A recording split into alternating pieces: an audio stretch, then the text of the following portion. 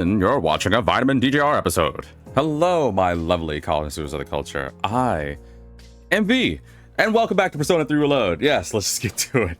I hope everyone's doing well this lovely day / night. We are still here at episode Aigis, the Aigising, the legend of Aigis, the whatever you want to say, Aigis squared. I hope everyone's doing well, and I'm so excited for today's episode because we're doing some progress. We're going further and further. We're past the halfway point. We only have 2 more doors left. We're already in Judecca, and I already know that this game's going to get harder and harder. We still need to get stronger because, let's be honest, this game is not going to make it easy for us. But we got this, right? I mean, you know, we've already got through one run with, you know, the normal story, so what's the worst that could happen? Last episode, though, the biggest thing was that we finished, what was the name of this area again? This one over here?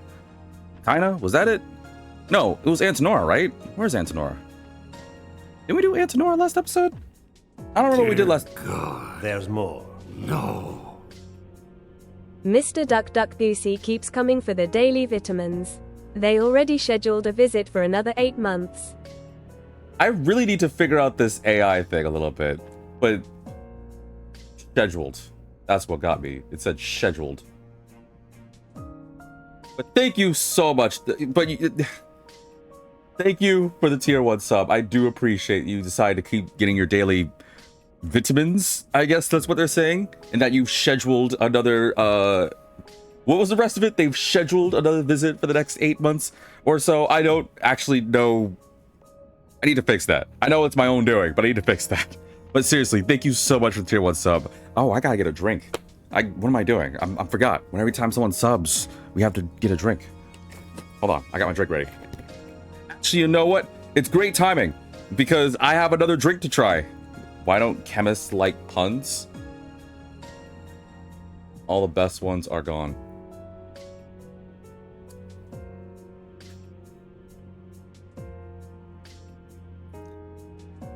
Okay, I'm conflicted because that one was bad, but you subbed, so I don't know if I should give that a pass. You know what? I'm gonna be indifferent about that, and we're gonna try something new. I talked about it before. That I 8 months of this, 8 months. Yes, I had to suffer through this 8 months. No, jokes aside though, I'm very grateful for your continuous support. Like, thank you so much for tuning in every time and giving me a pun almost every time. You really don't have to, but I am grateful. I have a new drink to try. I think we did it on Persona. It's no. I knew you were gonna link a pun on that one. I think it was on this episode. Was it during a Persona episode that I tried this Lipton drink? I got another one.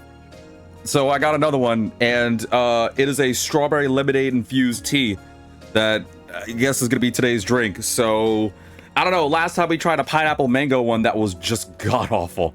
Yes, sorry, I probably threw away any potential chance of Lipton falling for me. But you know what? Let's see if they redeem. I'm gonna try the strawberry lemonade one in honor of Duck Duck sub. So here we go.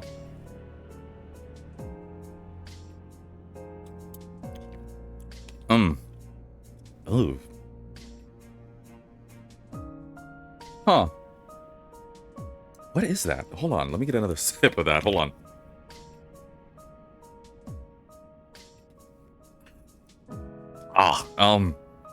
Is it quality? First off, stop. Just because you sub doesn't give you a pass to... What is that? It's not bad.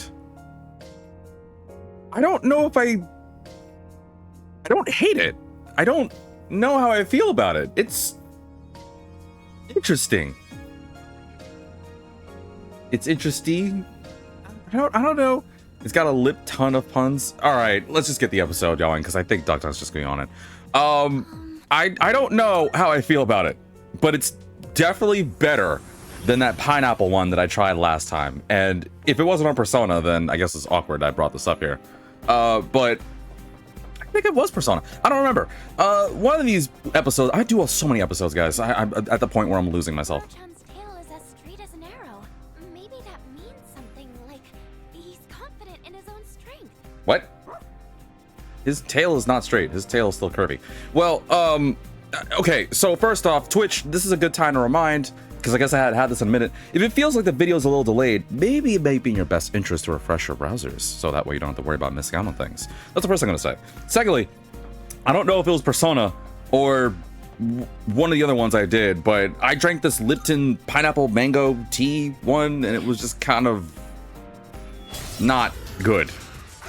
Actually, it was really bad. So I'm glad I don't have to think about that anymore. But that's not the topic for today's episode. The topic for today's episode, just for no reason whatsoever, is, and I'm pretty sure you guys already know about this. Did anyone put 2 and 2 together that we're in the 20s? Like, think about it. By the time this video is being done, we're in the 20s. So I don't know what's going to happen 10 or 20 years from now. But it's interesting because you know how way back when like 2020 hit, people were like, oh, it's the roaring 20s again, blah, blah, blah. So earlier today, I got to talk with good old Grandma V, and I was just curious about some of the things. Sometimes or another, she drops by, we just like talk and stuff like that. Well, while we watch things, we just kind of have a chat or stuff and we eat. And she was talking about some of the stories that her grandmother talked about and her mother talked about way back when, during the 20s. I'm like, oh, really? What was some of the interesting things about it? And she talked about like just little things. Got to bring back 1920s fashion. Well, that's actually funny you bring that up because one of the things we watched a bunch of like old stuff, and she brought up something that I kind of forgot about. When I was younger, not that I hate it, but I used to really like Tom and Jerry, like the cartoon, and she would talk about how like there's a lot of like 20s references in it. And out of nowhere, I was just curious about Tom and Jerry, and we were just like looking up some stuff. And there's an episode of Tom and Jerry where, ooh, I forgot to switch my persona, where I guess it's like Tom is wearing, I guess it's called a zoot suit, which I didn't know. Oh, okay, electricity, not to do that. Good to know. Don't say that. I just use electricity, and that screwed me over. But okay, let's hope that this works. But we tried out, or we watched this episode of Tom and Jerry where I guess it's him trying to like romance a cat. I know out of context that seems weird. Wow, you absorb all the elements and you evade fire? Oh god, you suck. Ah. I gotta cure everybody now. I can't use my damn things. You know what? Hold on. Help me out here before I continue on this. Okay, you're weak to ice. You absorb fire and electricity. Wow, I just got lucky. And you're weak to fire. You absorb pierce. Oh, okay, good to know. So we need fire and ice. Good to know. But I also need to cure my stuff too. Fire and ice.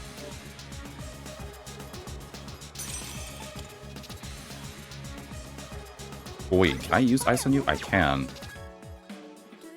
Just give me an extra turn. I didn't know it was called a zoot suit. I didn't remember it was called a zoot suit. It didn't, like, I don't know why it's called that. And I actually forgot what my grandmother told me or why it is. She said why, but I honestly forgot. But she was talking about how, like, back then people used to wear suits like that. I was like, people used to wear things like that, like with their shoulders sticking out like that? And they're like, yes, V, that's how it used to be for a number of people back then. And that was like a good fashion trend. Back then, there was a lot of things that people did. Like people did like those, like the curly hairstyle for most women.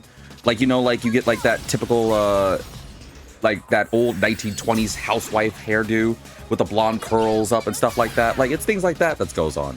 And I don't know, I guess back then that was a common thing for, well, the fashion back then was interesting. That's all I'm going to say. Fashion back then was interesting. And she was like, you know, you look good in one of those things. Maybe you should try it out one of these days. It's like, I don't know. Would I want to? Ugh. Stop it. That's why you did stagnant air, you prick. You're using wind. Oh, because you can't pierce. All right. Yeah, that makes sense. Whatever. But she said I would look good in one of those zoot suits. And I was like, oh, that's really sweet, Grandma. Thanks. But I don't know, like in this day, well, at least where I'm at right now, I don't know if I'd want to because it's hot, and I don't know if I'd feel comfortable. Dude, you guys are just going in loop. Like I wouldn't mind trying it out, but it'd be interesting. I don't know if I can catch myself wearing one of those bad boys. Ow! Hang on. How about Susano? It makes me want to like look up. It has evade ice. Oh man. I'm curious about like 20s fashion, so we just had a brief talk about that. But I think for this episode, I just want to think about like 20s stuff. I don't really want to talk about the fashion of that style of back then. I'm curious, so I'm gonna just bring up like 20s fashion. You realize by using the Kaja Metis that it's just gonna do Mataru Kaja again, right? Wait for it, wait for it, wait for it. Oh, you changed it up, you prick. Ooh, good dodge me. Like, I would love to wear one of those, like, roaring... Like, I don't know if it's actually called zoot suits, but I know that she talked about how back then it was referred to as a roaring 20s. So, I don't know. Maybe it'd be interesting to just bring back the roaring 20s again. Or would people consider this a roaring 20s? Like, no, right? Even though it's already the 20s? I know, it's like 5 years past it, but it's interesting to think about the fact that we're in the 20s again. Like, oh, I heard that sister, by the way. Hold on, speaking of, we need to also get that sister counter ready. Oh, this thing's tough. Let's see, how many sisters are at? I'll have to look into that while I do this. Ow! Wait, crit, but she doesn't go down? Oh, hell yes, Metis. I need fire, though.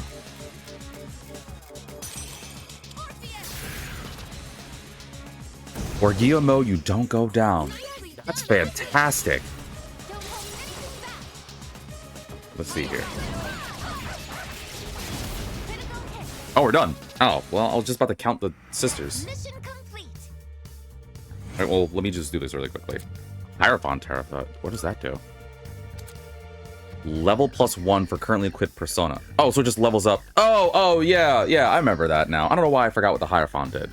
Alright, let me quickly. Let's see here. 5, 10, 15, 20, 25, 30, 35, 40, 45, 50, 55, 5, 10, 15, 20, 25, 30, 35, 40, 45, 50, 55, 60, 65, 70, 55, 80, 85, 90, 95, 100, 5, 10, 15, 20, 25, 30, 35, 40, 45, 50, 55, 60, 65, 70, 75, 80, 85, 90, 95, 200, 25, 10, 15, 20, 25, 30, 35, 40, 45, 50, 55, 60, 65, 70, 75, 80, 85, 90. I should be at 291 sisters. Sorry, I just had to do that really quickly for no reason whatsoever. I forgot I had Alice. Oh, well, I mean, that's easy. Die for me. Mudo boost? I guess growth 2. Wow, I'm so cool. All right, get rid of Sakun. Well, actually, hold on. Because I'm still thinking that my teammates don't actually use the Ma skills unless they're all weak to it. I think I'm gonna keep Secunda, actually. Yeah, no, I'll keep it. Amarita shower? Okay, good.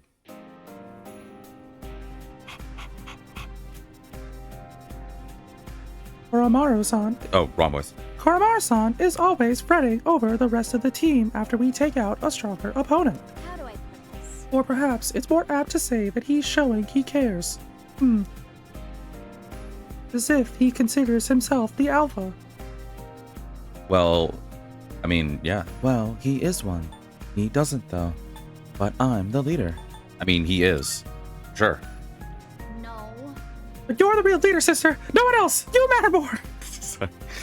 Koromaru-san is simply excited from the battle. No, I am the alpha. I'm the best person here. Hey, don't you feign ignorance with me. I really don't comprehend any of my sister's friends. You don't need to comprehend it, Metis. It just is what it is. What was I going on? Oh yeah, back to the 20s thing. I really want to like... Can we bring that back? Could be something good in there. Or is there a reason why we're not bringing back 20s fashion? Like, is it outdated? Can we not like revamp it? Tattered book? Well, I do want to go back to the old world. Cersei's bow. Oh, hey, Yukari. It's not good for you? Magic +5. It's not good for you? Oh, it's like 13 points lower. Come on, man. I wasted 3 freaking Twilight Fragments for that. I was hoping it was better. effortless workout DVD?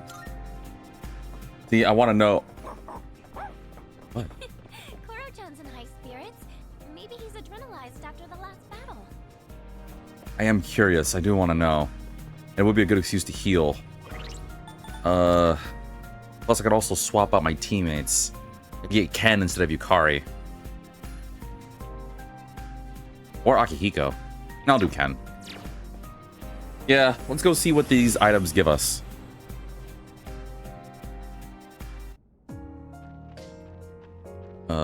Oh, I have a request to do, apparently. Good day.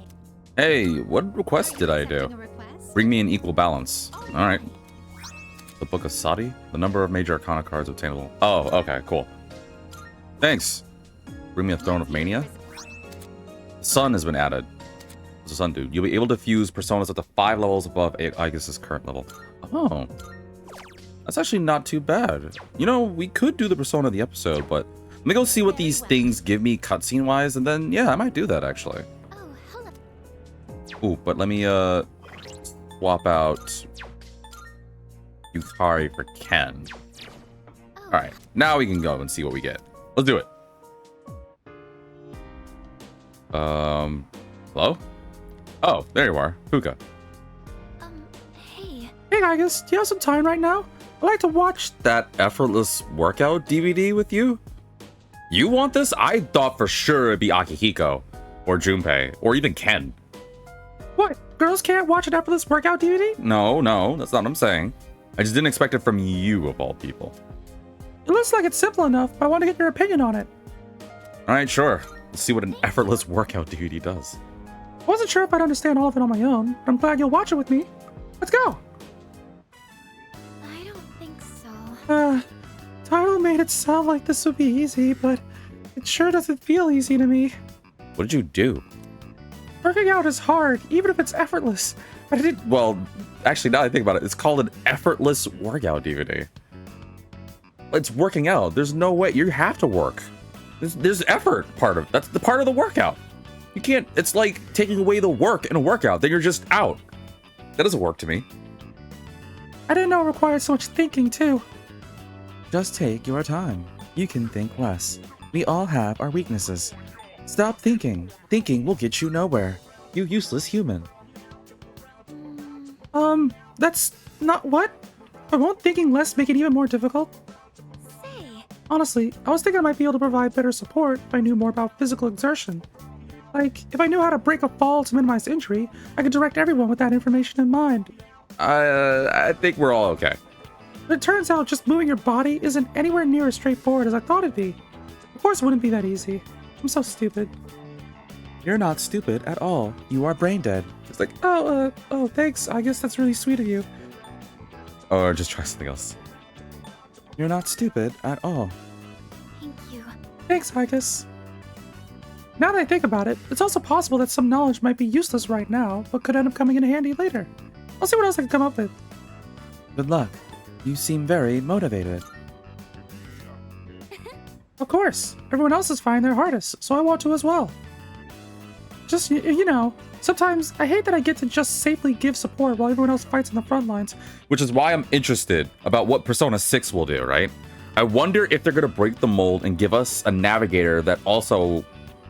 Like, they already did something interesting in this that I hope they implement in Persona 4 Revival. The aspect of the navigator having energy, and if you don't have energy, you can't do certain things. Like, I don't want Rise to be like, yeah, I'm too tired to do stuff, but I do understand that. But I've always wondered, like, it'd be interesting, like, why do we give the navigator characters equipment, right?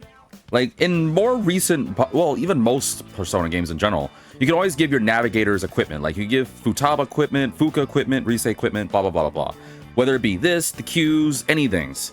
And it always wondered to me why it was. In my mind, I always thought of it as, oh, well, it makes you feel like, or it makes the navigators feel like they're part of the team. Even though they're not able to really fight physically, they're there as support. And this game did it interesting by giving us the ability to, like, add SP equipment, which I think is really good for Fuka, because clearly I can't seem to regenerate or give Fuka items except for outside of battle. So there's no way to really replenish Fuka's energy to analyze except by just giving her more energy, which In my mind, it's still stupid, but I do like the aspect of, okay, it gives us reason to give her equipment for SP items. And I hope they do something similar with that with Risei, but better. Like, I would love it if, I don't mind if they give us, like, okay, Risei needs energy in order to do analysis or stuff like that, or full analysis, or maybe even support skills. But I would like it if they implemented other reasons on why maybe Risei needs armor.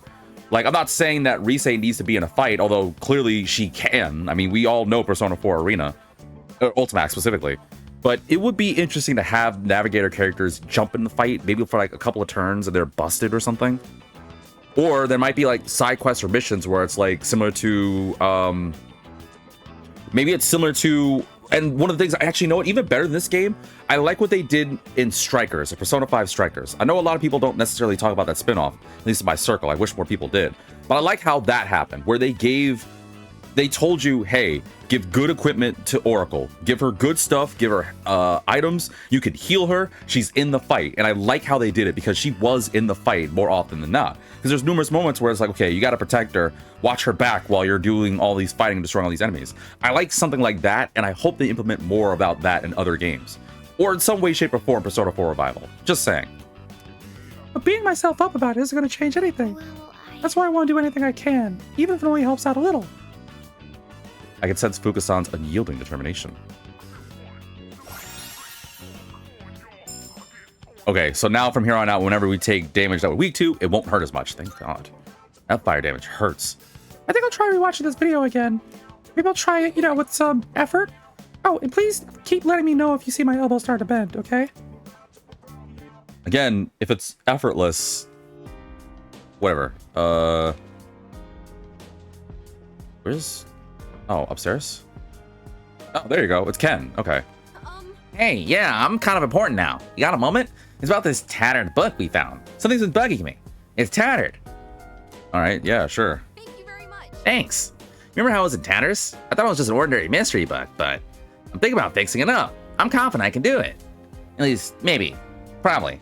I guess it doesn't kind of make sense that I said I'm confident and then I'm backpedaling, but whatever. What was the book about? All right, that should do it. What do you think? You can never tell how bad of a shape it was in before, right? Impressive. You get a gold star. Well, what is the book? I'll give you. You get a gold star. As Junpei-san would say. Come on, you don't have to say it like I'm a little kid. And besides, I prefer cookies. So what's the book? I don't know. I've been thinking I should do this kind of thing more. Before, if it was something broken, or something was broken, I wouldn't really think about it much. Lately, I started feeling I should fix them up so they can keep being used. That's wonderful. We'll take good care of it.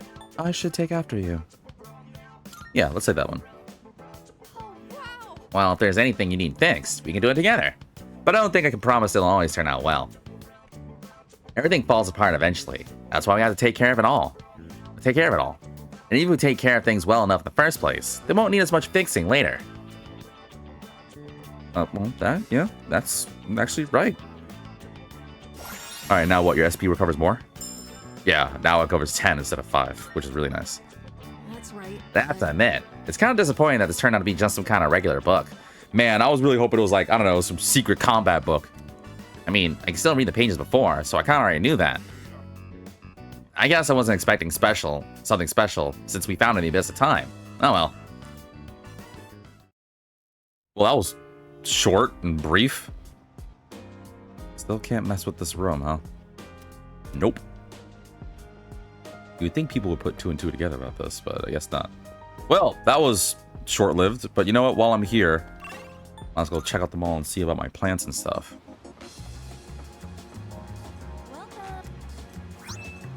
Ooh, golden tomato. Ooh, 4 golden tomatoes. Yeah, we're gonna need to do a lot more of those tomatoes. Take your time. If I have more tomatoes. It's my last one. Worth it. Give me this one. I need some more golden tomatoes. Unless you have some on you. Uh oh. Dang it. Yeah, I'm gonna want a couple of those. Thank you very much. Thank you. Alright, while I'm here, like I said, is there any new equipment I can make? I don't think so. Welcome. I don't think I really discovered anything yet. Oh, well, I can do this for Koromaro. Magic plus 7 and Dark Boost. Ooh. That's kind of nice. You're sure? Yeah, I'll do it. Thanks for waiting. I don't think I can do anything else, though. What will it be? Well, these weren't good for me anyway, right? Yeah, they weren't. Okay. Is that all you need? Come Yep, again. I'm good. Gotta do Epic for Koro. So now the next thing is we'll get back in there. Let's make a new persona and then go from there. But again, I'm sorry, I just got kind of into the game. I really am curious though, like, okay, clearly I don't know if anyone in this audience is going to answer this question. I doubt it, but if anyone has any knowledge of the 20s, allow me to ask this. Do you think there's aspects of the 20s that can be brought back and it'd still be cool? I say this because of a number of reasons, but one reason I will say though is I've recently been getting into swing music, but not just swing music, electro swing music, which I don't know if like helps, but it's kind of like a different variation of swing music that I've been kind of digging a lot lately. So like, I don't know this guy by name, but a friend of mine gave me, my friend of mine gave me a recommendation for this song. It's like an electro swing version of Friend Like Me from Aladdin. And dude, it's been in my mind like since. I can't stop thinking about it. Oh. Sorry, I didn't know that Elizabeth had something to say. Sorry, I'm thirsty. Yeah, like I said, this drink is interesting.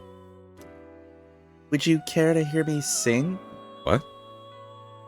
Is she actually gonna sing? Yeah, I'd love to hear you sing. Oh. I have to do it. Velvet, oh velvet, my master has a long nose. Surely you won't find now more English. Surely you now find yourself more at ease. Keep in mind that you cannot simply rush your way through such tribulations as these. Please go forth at your own pace. How may I help you? That is unexpected. Registering. Registered all of you guys. Oh, yeah, everybody, I guess. I don't know why I just manually did every one of them. What can I do? Any fusions I can make? I'm level 71. I can make Sibyl. Oh man, but I don't want to get rid of Alice. Is this acceptable? Sibyll's awesome though, but I don't want to get rid of Alice for it. I have to buy her back. But it would be useful. This is Melchizedek. Do Gabriel. I love Gabriel. I kind of want to make Sibyl though. I just need to buy back Alice. Yeah, I'll do it. Okay, so what do we give you? Marina Shower. Do I want to do this? I want with this, cause not with a starty though. I gotta make something. Horus and Vanities and Lilith. Alskiri Hime. Hellbiker Raphael. You know, that's not as bad. Is this acceptable? Am I still caring about Hellbiker? No, because he's already got his stats. Screw it. Let's do Melchizedek. What do you wish to inherit? Only because if I'm gonna do, I want to do Sibyl. I think Sibyl would be useful, but not with this thing. Or you know what I could do instead, actually, because I just saw that Scathach was there, and I love Scathach. I'm gonna keep going, and then hopefully I can get the Sun Arcana. Then I could jump a couple levels and make better personas, because then I can make Scathach, which would be a better idea. Plus, it gives me a reason to keep going on in this game. Let's keep going.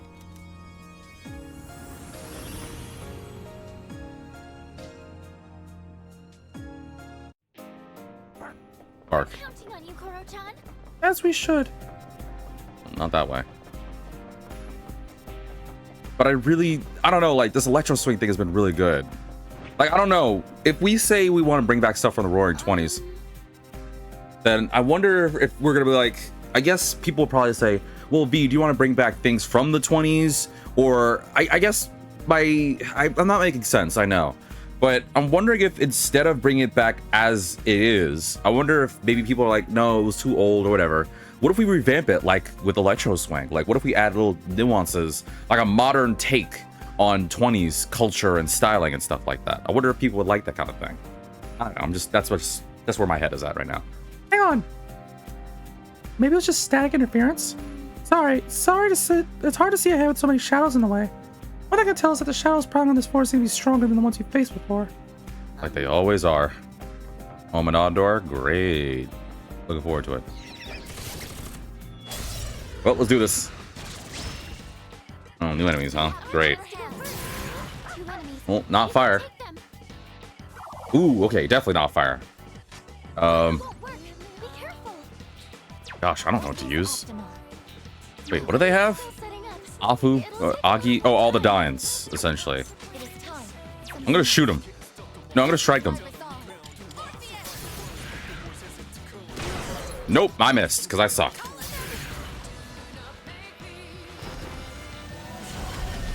Oh, that works. Way to go, Ken. That was not expected. Mazionga, I'll take some money. Well, that's a lot of money. 11,000? And I don't even have the things on? Are we starting to finally get to the point where we could actually get some rewards? Kuro-chan doesn't seem to like it when the scenery is suddenly distant. Oh, well, who cares about Coral's feelings? No, I'm kidding. I'm totally kidding. Like, I'm tempted to, once we go through the Menad door, like, look up some of the most popular aspects of 20s. Because I looked up some fashion, and they were popping up, like, oh, like, Gatsby suits or something they called. But I really want to know, like... Oh, actually, a strong enemy, that works. I'm really curious about what other aspects of the 20s would be really cool that... Ooh, this is going to be a pain. These guys are going to be a pain in the butt to fight. Aren't they? Oh, God. Everything dark? Okay. I'm just going to go switch to Alice. Just in case. Where's Alice? There we go. Just in case. Alice! I think they're weak to light, so Ken will come in handy. I hope Ken comes in handy. Nice job. But they weren't weak to it, though, so that's concerning. They weren't weak to it. That's really concerning. I still have to get the... Oh, well, the Menad door's right there, so we can do that really quickly. Yeah. Let's go. What are the most popular aspects of 20s culture? I think that's the best question to ask. So let's get this fight done, and then we'll look it up. Let's do it. Time to go to Googs. Let's see. How do we ask this? What's the most popular aspects? Oh, nice. Of 1920s fashion. Okay, let's do that. Also, I heard that sister comment, by the way. I know it's weak to wind, right? I don't think so. Ow, it just hurts. What's the thing we do again? Fire?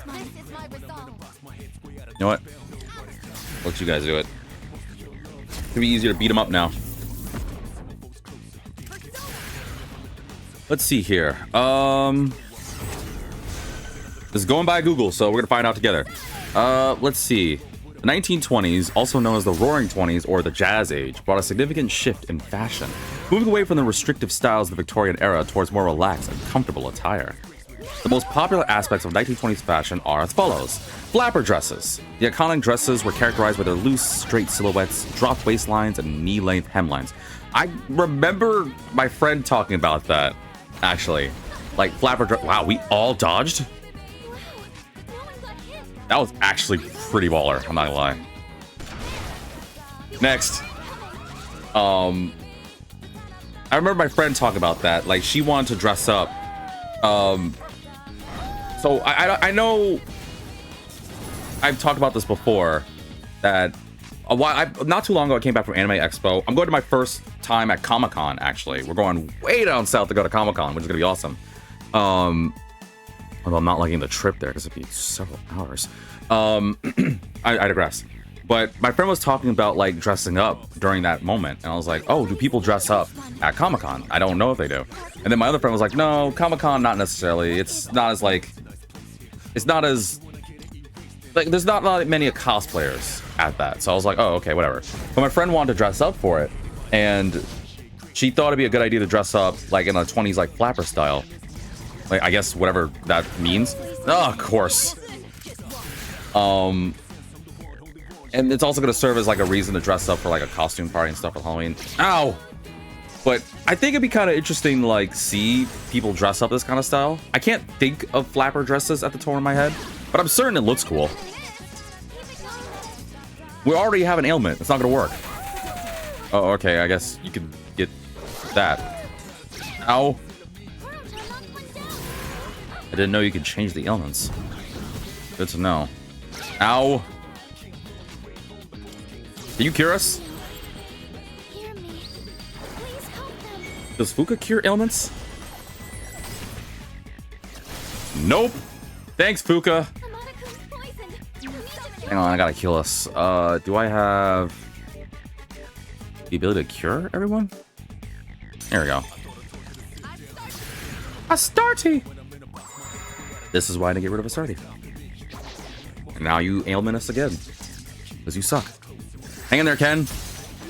Okay. You know, Amada-kun. And we're back. Appreciate it. I don't think I've ever seen Ken die before. Dude, I just cured that, man. Ugh. What a pain. All right, I'm back. I can do this. Now I gotta cure everyone again. Waste my turn for this. Because my friends don't want to throw items at us. Ken, you better be careful. Who's frozen? Oh, Metis is frozen. Oh, that's why they were doing damage. Mataru Kaja, right? I remembered about that. We're back. And you missed. Stop, dude. For the love of whatever. It's so annoying. Enemy eliminated. Alright, I'm back. Alright, cure everyone again. There's a lot of energy to it. Alright. Let's get him.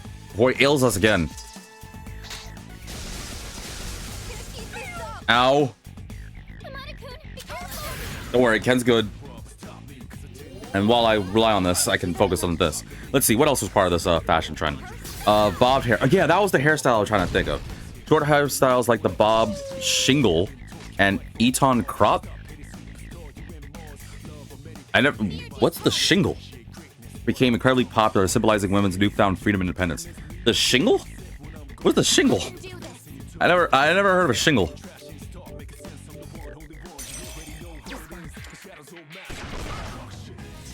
Is the shingle cool? What's a shingle style? Ow. Well, time to look that up. I don't know what a shingle is. Shingle hair.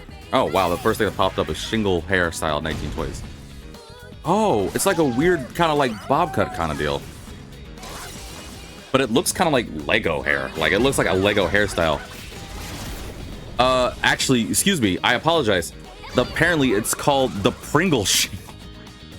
You know, I'm sorry for laughing. But I immediately thought about Pringles. I was like, wait. I didn't... Is there like an image? Why is it called the Pringle shingle? What is optimal? So there's no image. All right. Oh, here we go. According to GlamourDays.com, in 1925, Aileen Pringle caused a stir. Oh, that's why it's called the Pringle shingle, because there's a woman named Pringle. Okay, so this is it's dumb V time. I thought, because I saw the hairstyle, it's like this weird, like kind of like short bob cut. It's kind of cute, but it also looks like Lego hair. Like someone descended a hairstyle on you. But at the same time, I was thinking to myself, and I was like, when they said Pringle shingle, I was thinking, wait, like the Pringle guy, like from the Pringles can? I didn't know that was a thing. But it's actually a woman that just has the shingle haircut. I didn't know that though, so no, before anyone else is wondering, it's not based off of Pringles. Funny as that would be, no. Plus, I don't think the Pringle guy has hair. I think he's bald. But whatever. Anyway, moving on here. Let's see, what else? Cloche hats. Or is it cloche hats? Is it pronounced cloche? C-L-O-C-H-E? I think it's pronounced cloche. These close-fitting bell-shaped hats. Oh, yeah, I've seen these hats before. Actually, I think I've seen people, wear these, like, nowadays, actually. Like, I've seen this before.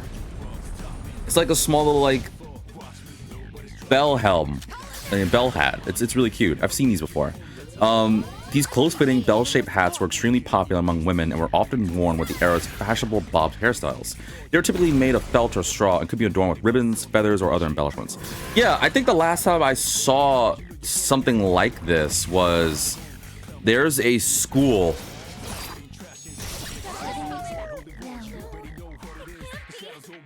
Huh. That killed me. That did 700 damage to me. That was a crit and it killed me.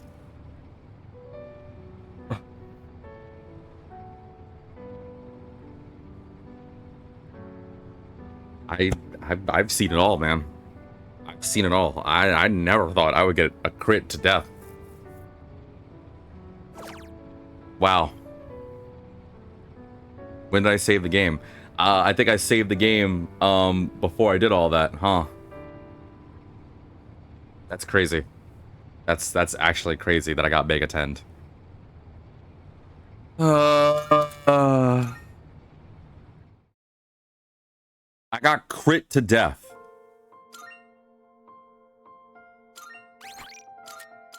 So I lost a level.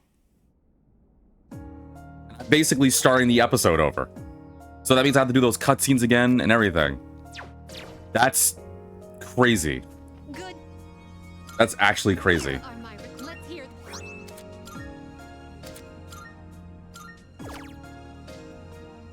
I don't even know what to say about that one. Very well.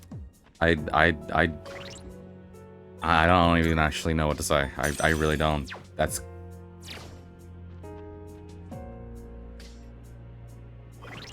that means I lost my equipment and everything too, right? Yeah, I gotta... still have Yukari on the team. That means Yukari didn't level up either. Wow, it's literally as if I just loaded up the game. You know what extra sucks too is that I did farm a little bit off camera. Not too much, but I farmed a little bit to try and get some more items for more money. Because I was planning on like eventually doing a big old spending spree, or like selling all my items so I could do a big old spending spree. I didn't save even before I started the episode. Actually, now that I'm remembering this. And that's been about an hour. A little less than that, but almost an hour. I just lost an hour's progress. Because I got crit to death. And what's even crazier too is I think I was at full health.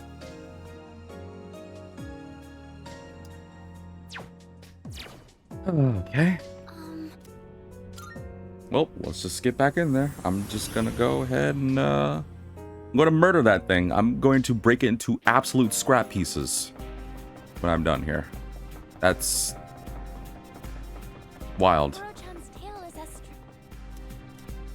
I don't even know what to say about that one. Yes. Engaging the enemy. Ugh, that means I gotta do this fight again too. Okay, at least I know what they're weak to. They're weak to fire and ice. But that's so upsetting.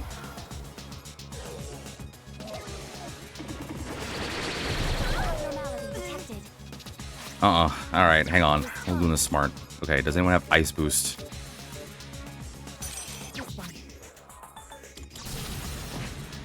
I'm not doing this again. I'm locking in really quickly. We're putting a hold on a 20's comment. No, I'm not doing this crap again.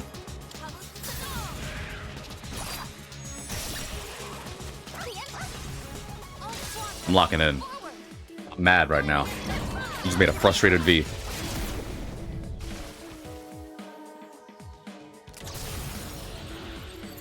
I was about to say, don't do the magical boosting one. We can take this thing out in like 2 turns. Just one more. Take that. Man, I can't. That really got me mad, man. Oh, Metis! Come on, girl. Throw me a bone here. Oh, Good move, Kurotan. I know you weak to fire. Okay, here's what I found. Just stuck with you.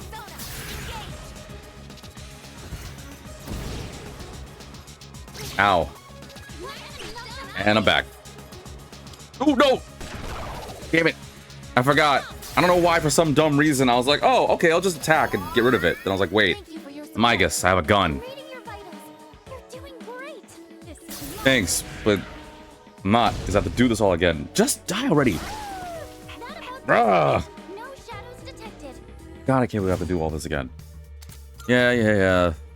Thanks. Alright, got that. Get rid of that. I think I'm getting Get rid of that, because whatever. Give all this. This is so frustrating. I'm so sad. Well, whatever. While I'm rushing through and trying to get back up to where I was for the past, like, 40 or so minutes, I guess we could just keep on moving on with this chat of ours. Need that, though. I still don't know if it's pronounced cloche or cloche. I think it's pronounced cloche. Flip this. I'm not wasting my 3 Twilight fragments on this. Welcome, fan to the stream. Playing P5X on X3 speed makes regular Persona combat speed look so slow to me. Well, yeah, because you're playing a gacha Persona game right now. good. But welcome to the stream. I just died, so I lost almost an hour's worth of work. And I gotta do all this again while I'm talking about the 20s. If, that's the topic for today's episode. I got MEGATEN so hard, and I don't even know how to feel about that one. You know what? I'll do those little, I'm just gonna say the game right now. We know those 2 cutscenes, so I'm just gonna skip that. We'll do it later. We're just gonna move on. Yeah, it sucked. Like, I lost... Actually, it would have been a little over 2 hours of progress, huh? Because I started a little bit of this on camera, like the 40 minutes. And then I did at least a little under, like close to an hour farming for items for money. It's also one of the reasons why I leveled up. All because I got MEGATEN. I'm going right back in there. Kuro-chan doesn't seem to like it. Yeah, no. Hold that thought. I'm gonna destroy that thing. It better be first. And it was the last fight, too. It was the last fight. Please let it be the first enemy. Please let it be the first one. I'm seeing red right now. No, not this one. Ugh, whatever. Well, whatever. Are you liking P5X? I hope you are. Oh, right. I gotta get that, too. Ugh, well, I'll do it later.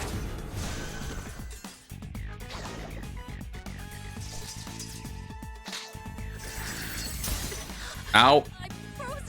Oh, well, you're just frozen for a minute. You just stay there. Okay, strike and slash, strike and slash, strike and slash. Can I still cut them? Okay, then I'll switch to...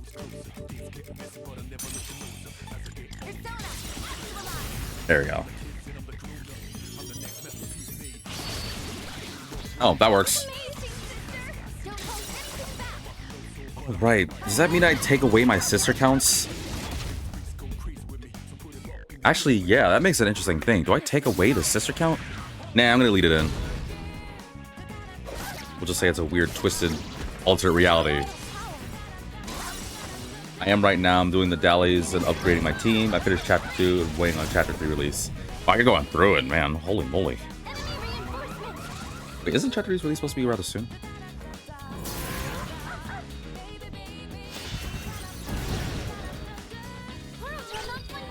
Wait, are these different enemies? Alright, well, maybe I was another one. Wait, ice. Wait, what are you? Can I use ice on you? I can. Let's have a different ice user, just for the safe bit. No? Okay. Whatever.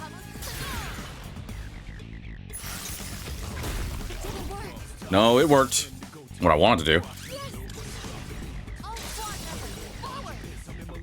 CN servers on chapter 4. Oh, so when is chapter 3's release? You just wait there, Ken.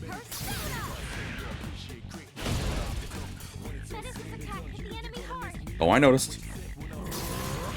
No one wants to throw a healing item to support and cure Ken? No? Oh, maybe what also killed me was the fact that Alice has terrible endurance.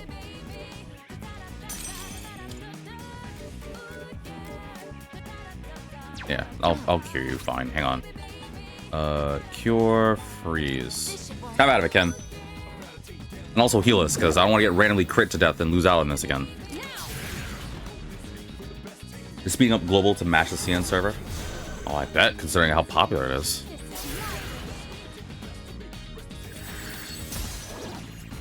It's about to get up. Yep. Don't let him use it.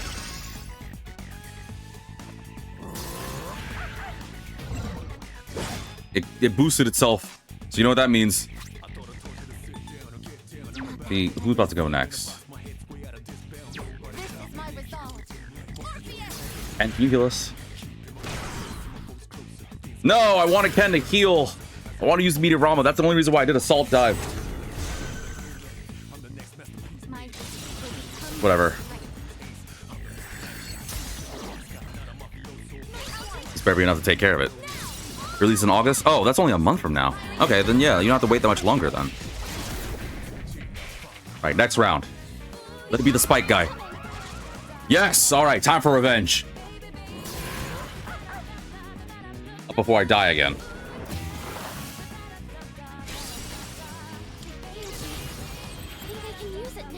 Getting this revenge. You're going down.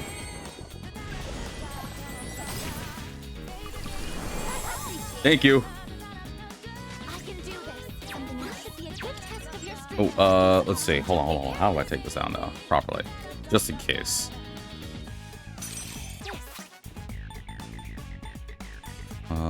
Freeze it.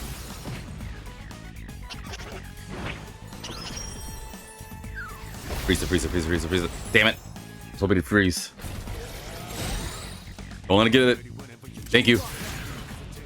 Thank you, Ken. Or I guess thank you, past V, for keeping him with Dakaja. Oh, the second one. I don't easily see this one. I like it, though.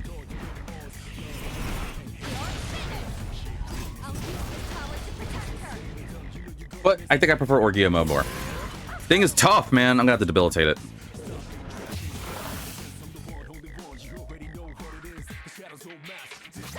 Hang on, let me just take a second to... Watch, I'm gonna debilitate, right? I'm gonna swap to Alice, and then it's gonna get a random crit on me again. I just know it. I just know it.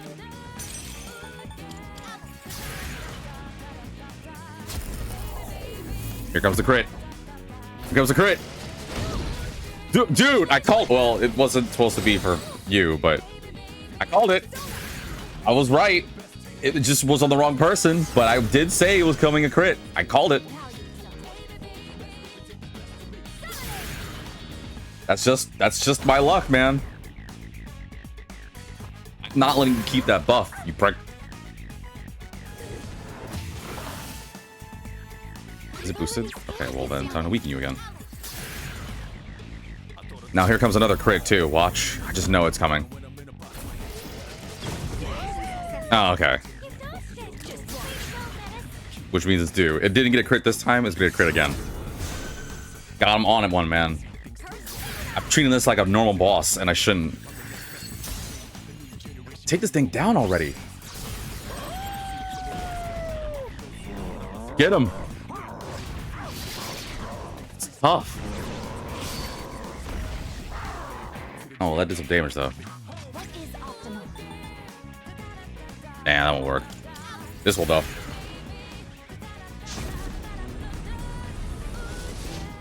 There we go. Frick you. Oh, God. That was a pain in the butt. Oh. I'll take that. I'll take that. And I'll take this. There. So now I can make 5 levels, which means I can actually do the persona of the episode for Skathak. And I'll get my items. Thank God I just got that reward. It increases the stat limit.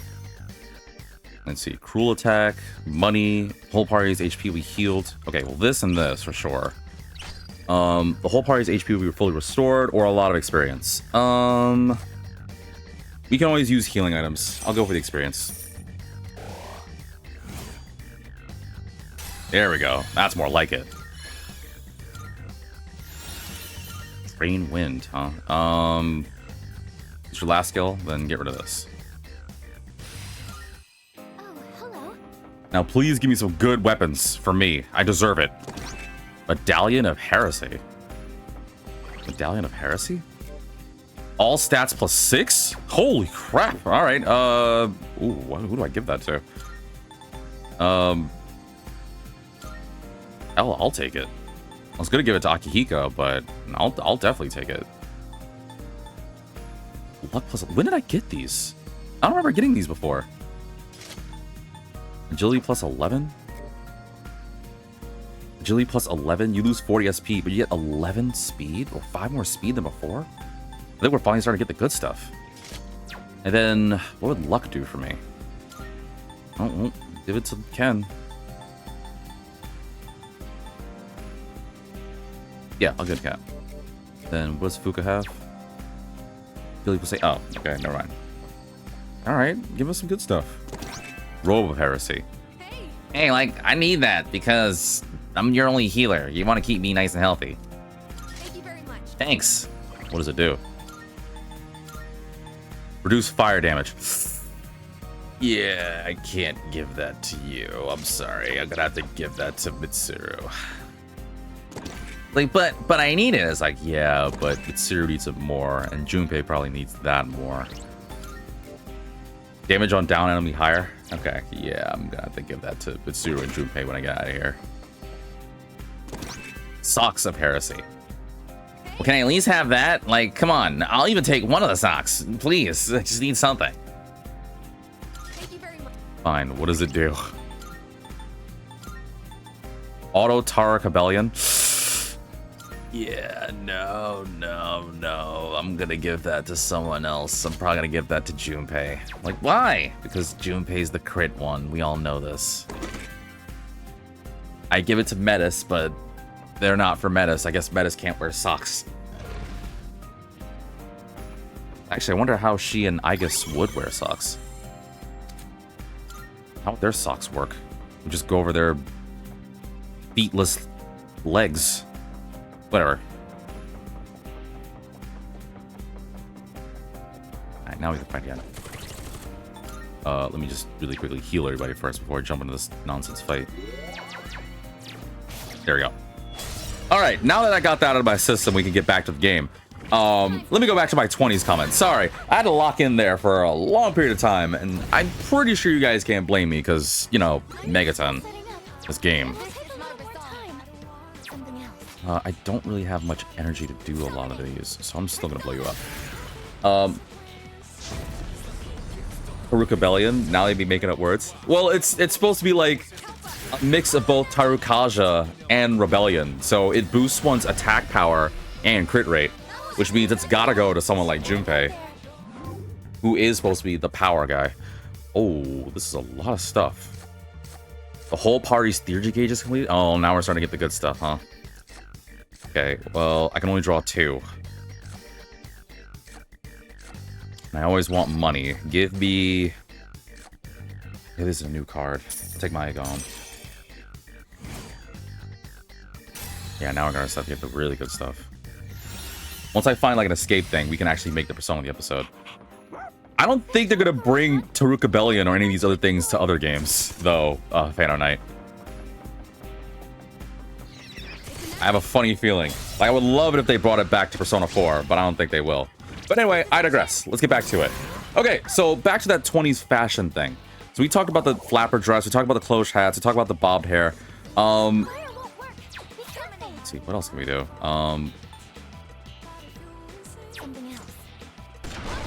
Oh. Okay, that works. I have a feeling we'll return. I hope so. I know they're gonna bring back things like Go Homes. God, I miss Go Homes. I'll take money and sure, I'll take a new persona. Gotta get rid of something though. Goodbye, Raphael. My gut feeling is never wrong, Vicus. Actually, it would be Vegas. Give my all for my sister. Wait, Vegas? Is that our combo name? Aigis and me? Our name would be Vegas? Vegas sounds like a reject Gundam. It's like the world's in danger. Everyone prepare for the Vegas. Suit up, V. It's time to enter the Vegas and save humanity. I'm getting so distracted. I'm so sorry. This episode was supposed to be talking about 20s stuff and fashion and things like that. I bet we'll find something good in there. So I'm going back to it.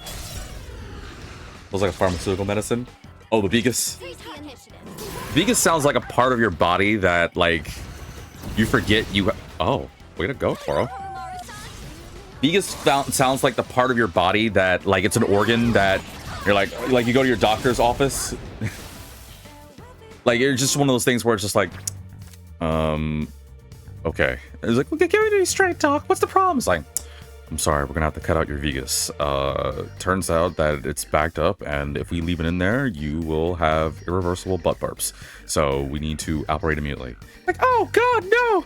Wait, what's the Vegas? He's like, well, it's actually glad you asked. He pulls up an X-ray. It puts to a very, very extremely small, like no bigger than your thumbnail, like small little thing, and like, I don't know, your waist. It's like, it's the little thing that's sandwiched between your large intestine and your appendix. Now, by me removing it, it will do absolutely nothing, but it will actually cause you no pain. In fact, removing the Vegas has actually been told to actually extend your lifespan by at least like 30 to 50 years. And she's like, Wait, what? yes, apparently having the Vegas in you is really bad.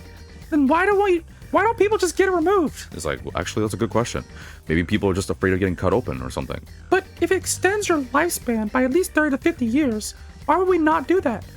Well, I don't know. Maybe people are just afraid of a knife. Maybe people are afraid of being put under. I don't quite understand myself. But bottom line is, you need to get your Vegas removed. So that'll be $50,000. You would watch BMD? Me as a doctor? Oh, God, no. If I was your doctor, if you see me as your doctor, you might as well just be like, you better call your folks, be like, hey, so I have a funny feeling. Now, I'm not gonna die, but I have a funny feeling they're gonna like do something wrong. Like, you go to the doctor's office, like, you come to my doctor's office, right? You're like, all right, now don't worry, this will only hurt for a minute, but you'll be fine. You're gonna wake up, be like, wait, did you put me under? It's like, yes, we had to operate immediately.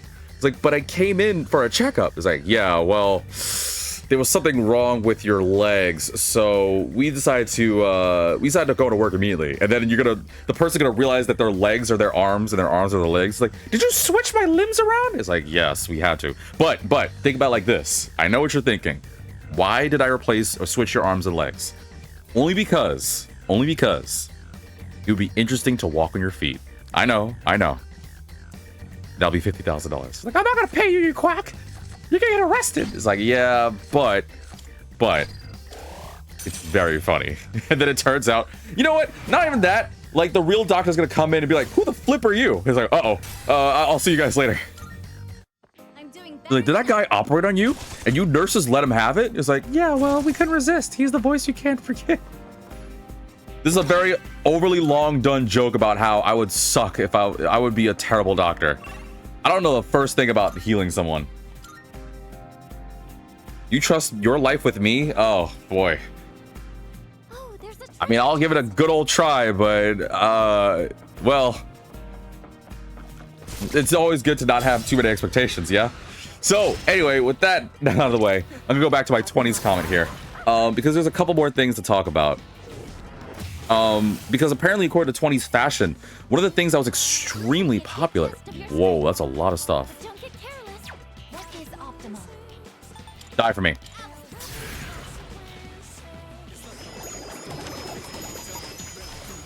Nice. All that Good, that works. Apparently, a popular thing in the 20s for women to wear was long pearl necklaces. Multiple strands of pearls, often worn long and layered, were a signature accessory for women, symbolizing elegance and status. Artificial pearls became widely available, allowing more women to embrace this trend. I don't know. So it's kind of like the thing from The Simpsons. Like, doesn't... My legs are starting to get tired. Doesn't... Oh, gosh. Marge. I spaced on her name. Doesn't Marge wear pearls on her neck? Is that supposed to be like a symbolism to that kind of thing? Oops. I don't know if she actually wears pearls or something. But, I don't know. It's trendy to wear pearls back then? I feel like it'd be just a pain. Like, what if you accidentally, like, are doing your hair and you accidentally get stuck? Well, I guess that's the reason why maybe girls have, like, smaller hair. There is, but it's more of a status thing. But it just feels like it's kind of like a pain to, like, have a bunch of pearls around your neck. But again, I guess girls back then always had, like, the bobbed hairstyle, so you didn't have to deal with this much. But nowadays, I feel like if girls had long hair, they get their hair stuck in the things, the fasteners to attach the necklace, and then it'd be a pain to take it off. Even in the face of tremendous hardship, you continue to make great progress nonetheless. This is a reward. Oh, I'm looking forward. How may I assist you? thanks. I have the sun now, so now I can actually make stronger personas. So we're gonna go ahead and do Will that. you register it? I'll register. And I can actually do my persona of the episode, which is going to be Skathak. Well then. With Hellbiker and Lilith, This done. would be a wise choice. Normally, this persona is one that exceeds the power you currently possess. However, with the blessing of the cheap Sun Arcana, you'll be able to fuse it now. What do you wish to inherit? What do I want to give you? What do we give you? Let's give you Drain Wind instead. Enduring Soul, Insta-Heal. Multi-target boost is a good idea, but I think I have the card for that. I kind of want to give her Thunder Rain, but she doesn't have any care for electricity. She's more of a wind person. But I can always pass on Thunder Rain to something else. Auto Tarakaja is not a bad idea too. It fits her, like, aesthetic a little bit. And I don't really have the ability to do a lot of Auto Tarakajas. Oh, but she's about to learn Auto Masuku, so I guess I don't really need that. I think I might go with Thunder Rain. For no reason whatsoever, other than I just like electricity. Done! A new power emerges. But yeah, let's see, what else is on this thing? In the 20s, women embraced bolder makeup styles, including dark, kohl-rimmed eyes, rosy cheeks, and something known as Cupid's bow lips that were retrieved with bright red lipstick. This marked a departure from the more natural look favored in the previous decades. Overall, 1920s fashion reflected a spirit of modernity, rebellion, and a desire for greater freedom and self-expression, with trends heavily influenced by societal changes, the arts, and popular culture of the era. Interesting. This is much interesting than Skathak, because I love her.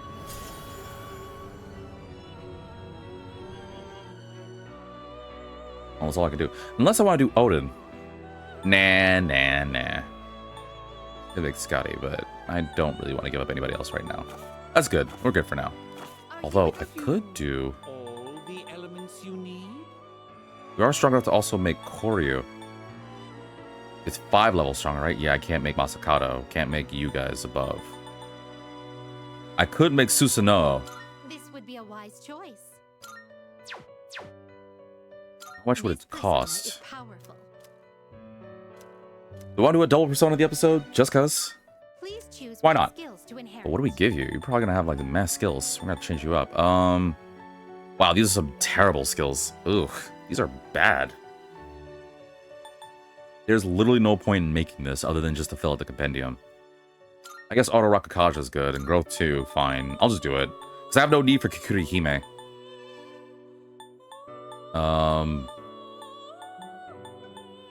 Wow, I really don't care about any of these skills, too. Bufodine, I guess, and Fatal Slash, whatever. I'll do it. Well. Double persona of the episode. Why not? We're gonna have to fill out this compendium one way or another. Anyway, let's see. What else we want to ask about when it comes to the 20s? Let's just, instead of fashion, what are just the most popular aspects of the 1920s? This era saw the rise of jazz music and dancing, the flapper fashion, and widespread adoption of new technologies like automobiles, radios, and movies. Let's see.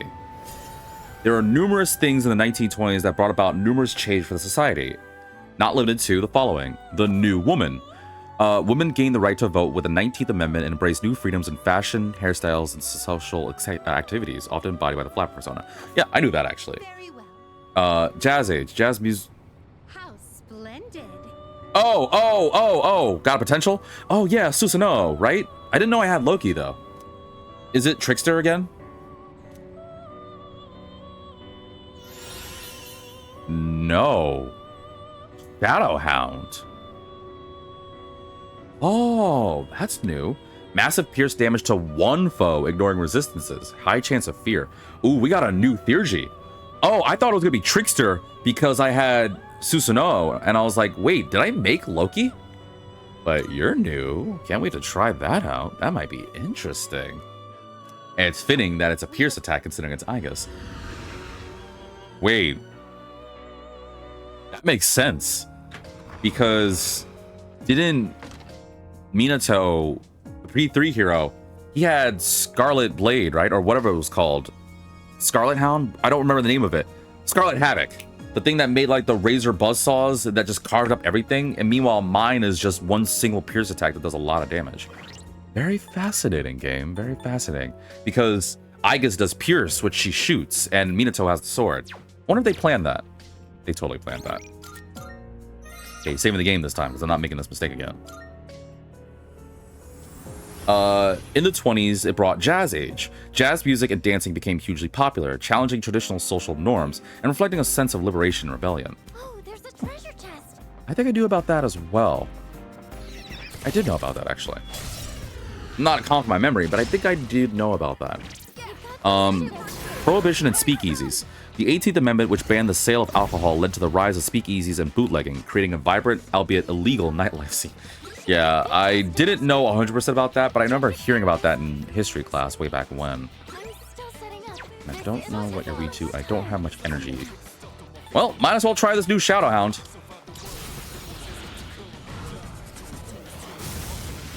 Whoa. Oh boy, Kahulin? Oh, that's so cool.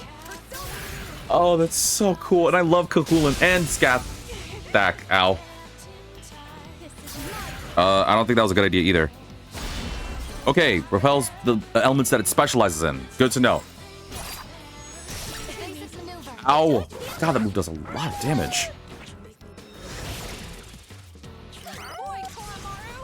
Man, Vorpal Blade hurts. Heard that sister comment, by the way. Oh, let's see here. Revolution. I already have Bishamon 10. Tower personas will gain experience. We'll take Revolution and do more experience. What else is in the 20s? The rise of mass media. During the 20s, radio and movies became more popular forms of entertainment, contributing to the spread of popular culture and celebrity worship. Did movies start in the 20s? I'm doing better than ever. I don't actually know that. When was the first movie? Filthy monster. I'm okay. Well, time to consult Google. Free target. When was the first movie ever made? Going to Google here. First movie ever made was Roundhay Garden Scene, a short silent film created in 1988 by French inventor Louis Le Prince. And oh. Wait, but then what did it have to do with the 20? I'm still setting up. Oh, movies stepped up in the 20s. Okay, that was when they started doing a lot more dynamic movies and films. Yeah, I thought I didn't know when movies started. It'll take a little more time. Summoning. Oh, you guys are gone. Let's do 1920s impact on movies. Let's see what that does. How do movies impact the 20s? Here we go.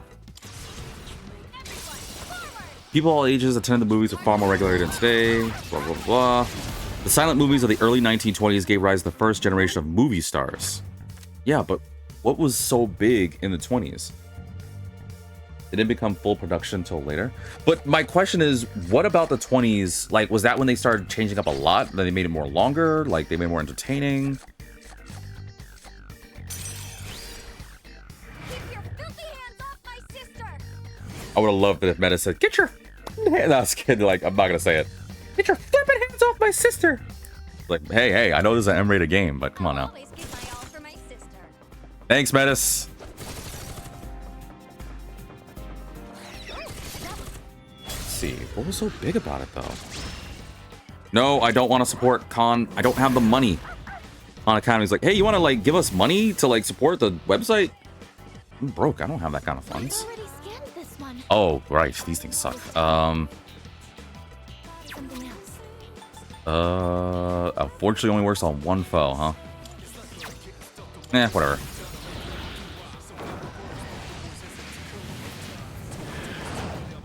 Transitioning? Oh, transitioning from silent films to the era of talkies and witnessing the rise of the studio system in Hollywood. You know, it's funny you just said that because according to khanacademy.com, excuse me, khanacademy.org, I just found out about it. Because the 1920s would give features to numerous characters and numerous movie stars that people would always remember to this day, including various popular icons like Charlie Chaplin. 1927, the world of the silent movie began to wane with the New York release of the first talkie, The Jazz Singer.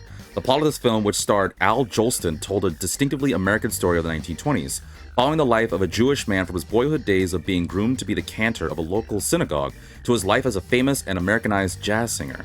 Both the story and the new sound technology used to present it were popular in audiences around the country.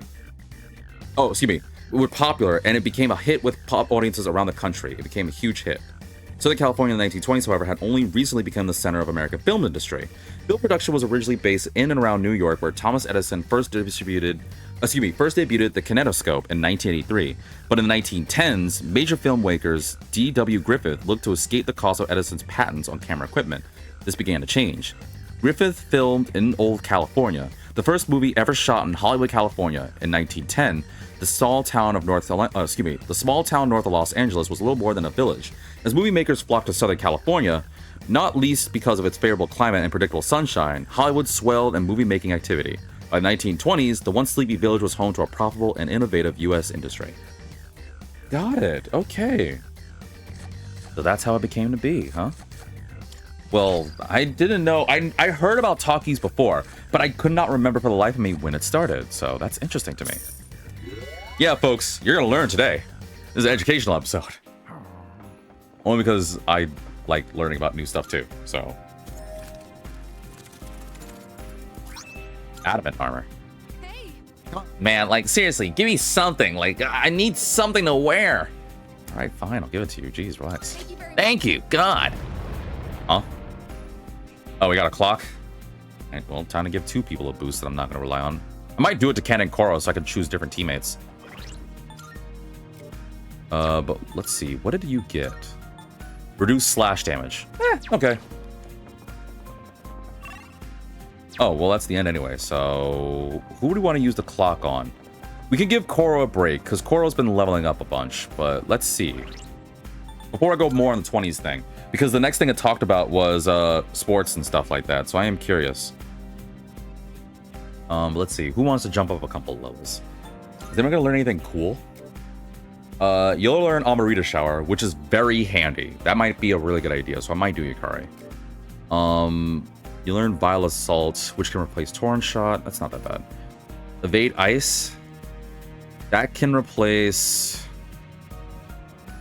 I know I kept Sonic Punch for Distress.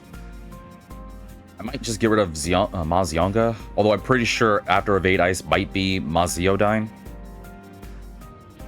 I might not do that. You learn Ailment Boost. What would that replace? That would replace... I guess Mabufala? Well, does Ice Break affect everyone? Oh, it eats everyone? Oh. I might do Mabufala because I think, like Akihiko, your next skill would be... Welcome, Debbie, to the stream. I hope you're doing well this lovely day / night. It's really nice to hear. You're popping up a lot more often now. I'm very grateful for you tuning in. It's catching me off on a loop. Guess I might... Just like Akihiko, it might replace... I think after Ailment Boost, she might learn Mabufudine, so I might replace that. Ken can learn Meteorarhan, and you can learn Masukasha. Okay, let's do... You seem to be streaming at a better time from when I wake up. I guess that means you can be more consistent in tuning in every now and then. Well, not that you should tune in every now and then, but I mean, I do want you to tune in every now and then. Never mind, I'm gonna shut up. Let's see. Let's do Koromaru, and let's do...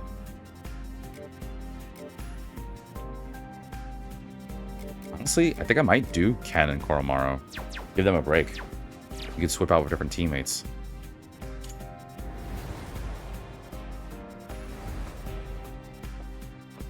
Alright, let's do this again.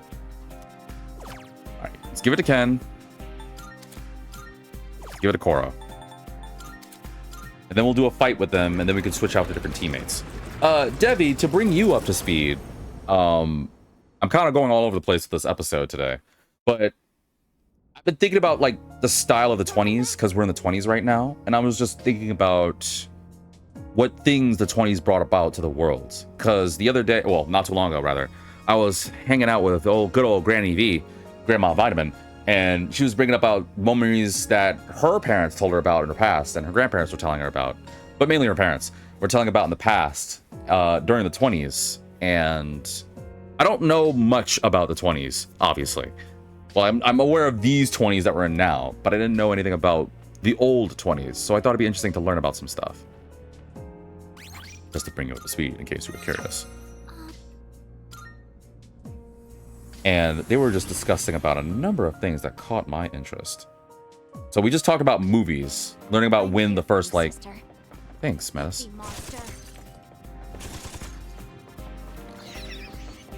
Deal with you later. Hang on. Let me go fight some enemies real quick. And level up.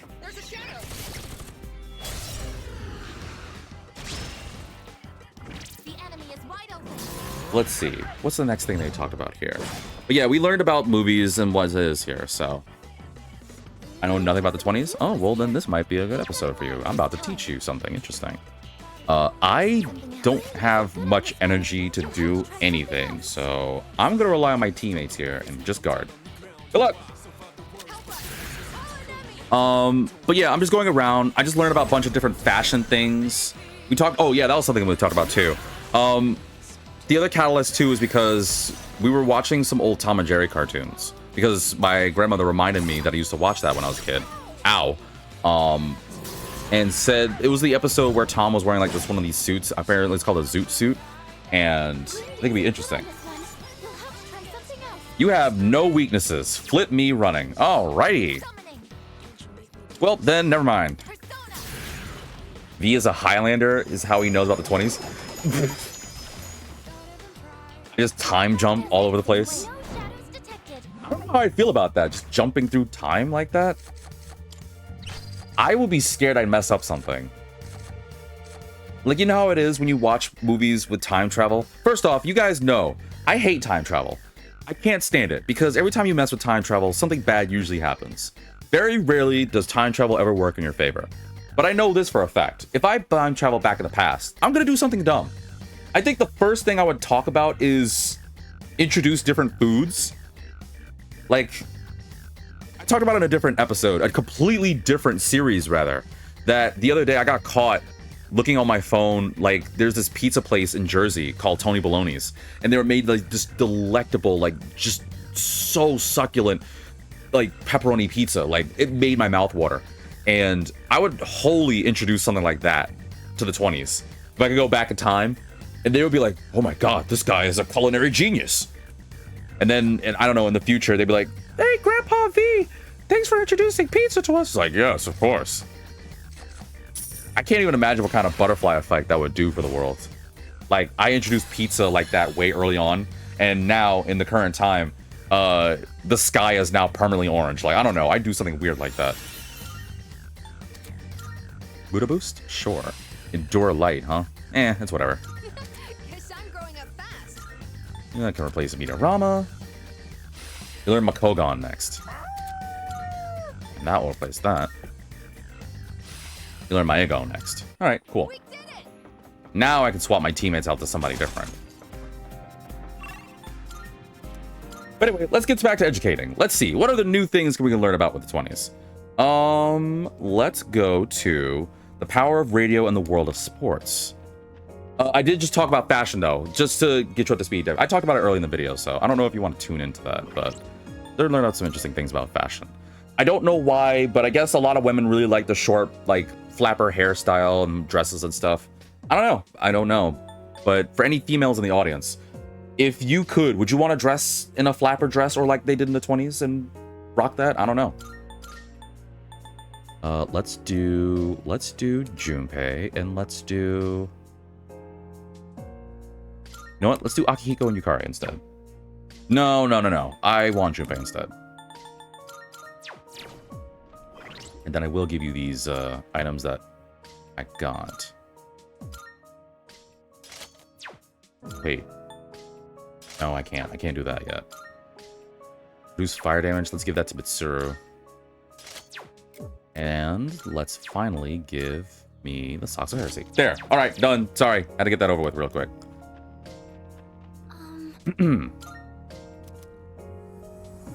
After being introduced during World War I, radios became a common feature in American homes in the 1920s. Hundreds of radio stations popped up over the course of the decade. These stations developed and broadcasted news, serial stories, and political speeches. Much like in print media, advertising space was interspersed with entertainment. I'm reading this, by the way, in case you guys are curious. So, in case you guys are thinking, like, V, where are you coming up with this? I'm literally reading this article. Oh, sorry, Bettis. Can I shoot them? Oh, yeah, I can shoot them. Cool, good to know. Yet, unlike with magazines and newspapers, advertisers did not have to depend on the active participation of consumers. Advertisers could reach out to anyone within listening distance of the radio. On the other hand, nice job, Metis? Oh, okay, the Witch Ice, cool. On the other hand, a broader audience meant advertisers had to be more conservative and careful not to offend anyone. The power of radio further accelerated I saw that sister comment, by the way. The power of radio further accelerated the process of creating a shared national culture that had started with railroads and telegraphs, widened the distribution of newspapers. Radio was far more effective than these print media, however. Radio created and pumped out American culture onto the airwaves and into the homes of families around the country.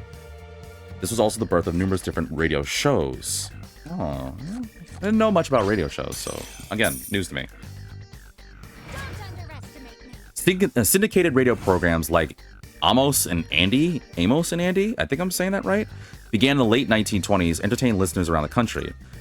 In the case of popular Amos and Andy, it did so with negative racial stereotypes about African Americans similar to those portrayed in minstrel shows of the previous century. With the radio, Americans from coast to coast could listen to exactly the same programming. This had the effect of smoothing out regional differences in dialect, language, music, and even consumer taste. Go ahead, Yukari. Radios also transformed how Americans enjoyed sports. The introduction of play-by-play descriptions of sporting events. Oh yeah, okay, I see where they're going with this. You never know, or you see in like TV shows or cartoons or things like that when they're like, this just in, you see Johnny over in the track, going to the left, going to the 20, the 10, the 5, look at it, touchdown! Like, you know, when they do radio shows like that, they broadcast sports and things like that. I think that's where they're talking about when it comes to the sports aspect. I don't know what to weak to, so I hope I get a crit. Nice!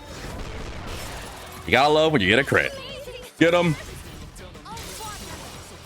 Also, I heard that sister comment, by the way. Radio helped to popularize sports figures and their accomplishments. I'll take the Tarakaja and give me some help.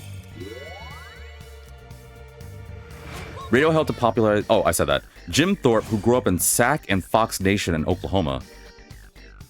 Sac and Fox Nation? That's what it's called? I'll always give my all for my sister. I think it is called Sac and Fox Nation. I don't know how it was back then in the 20s, but whatever. I'm not going to make up a mess up with anything or offend. Was known as one of the best athletes in the world. He medaled in the 1912 Olympic Games, played Major League Baseball, and was one of the founding members of the National Football League. Other sports superstars were soon household names as well. 1926 had Gertrude Ederle, I'm sorry for butchering the names of that, became the first woman to swim the English Channel. Helen Willis dominated women's tennis, winning Wimbledon 8 times in the 1920s. Big Bill Tilden won the national singles titles every year from 1920s to 1925. In football, I know War of the Worlds is a radio broadcast, but I think that was the 20s. I didn't know that, actually. Could it be? Hold on, Aigis. Wait, what's up with this camera angle? I pick up a reading of a very strong shadow. Hang on, it's... I can't exactly say where it is since there's so many shadows looking around. Great. What was that weird camera angle? I never did that before. Come here. In football... Oh, gosh, there's a lot of enemies here. Well... Defeat it. Am I as Alice? Harvard something else. Alright, cool. Actually... Hold on. You can do this. Do I have a Pierce boost? No, I don't. I don't have Pierce boost. Alright, never mind. Hope I get a crit. In football, Harold Red Grange played for the University of Illinois, averaging over 10 years per carry during his college career. The biggest star of all was the Sultan of SWAT, Babe Ruth, who became America's first baseball hero. Well, learn something new. Again, I don't know really a lick of sports. I think that's gone on record. My knowledge of sports is piss poor. I talked about it during that time last year during Thanksgiving. I got invited to my friend's place, and whew, well, house. That was a day. That was the day. But I digress. What else was popular during the 20s? I really want to know. Sure. Torn shot. You'll learn Agadai next. So we learned about fashion. Born with everyone again got me thinking, mostly about how dumb I was last year. And how much more I could have done. That's it? Oh, well, that was actually sweet that Junpei said that, considering that, yeah, he was kind of a jerk. But, you know, you learn. But, okay, so we learned about fashion, we learned about sports. What about... The shadow.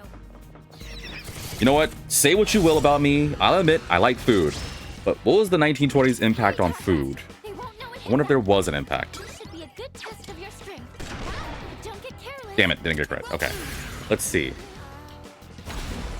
The 1920s significantly impacted food in America, shifting from traditional home cooking to a greater embrace of processed foods and restaurant dining. Oh boy. About to learn something new about this. Aw, lame. You debilitated me? Frick you. Is that on me? Lame. Double lame. I don't have many of those. Ow. Let's see. During the 1920s, there was a boom in restaurant culture, particularly with the rise of cafeterias, luncheonettes. It's pronounced luncheonettes? Already scanned this one. I didn't know it was pronounced luncheonettes. I'll learn something new. That's what we're up against. Learn something new about that. The rise of cafeterias, luncheonettes, and tea rooms, offering more affordable and accessible dining options. It was also during the 1920s that there were numerous advancements in food processing and refrigeration that made prepackaged and ready-to-cook foods more common, saving homemakers time, but also leading to a shift away from traditional scratch-made meals. So it was during the 1920s that we started doing that kind of thing, huh? I've already scanned Welcome, Roar to the stream. Why did I do that? I don't know why I did that. I'm on Uma Musume. I just got the best support card in the game. Be careful when you go to these gacha games. My friends have been on this Uma Musume thing for a minute. Or not work. Thank God. Way to go, Menace.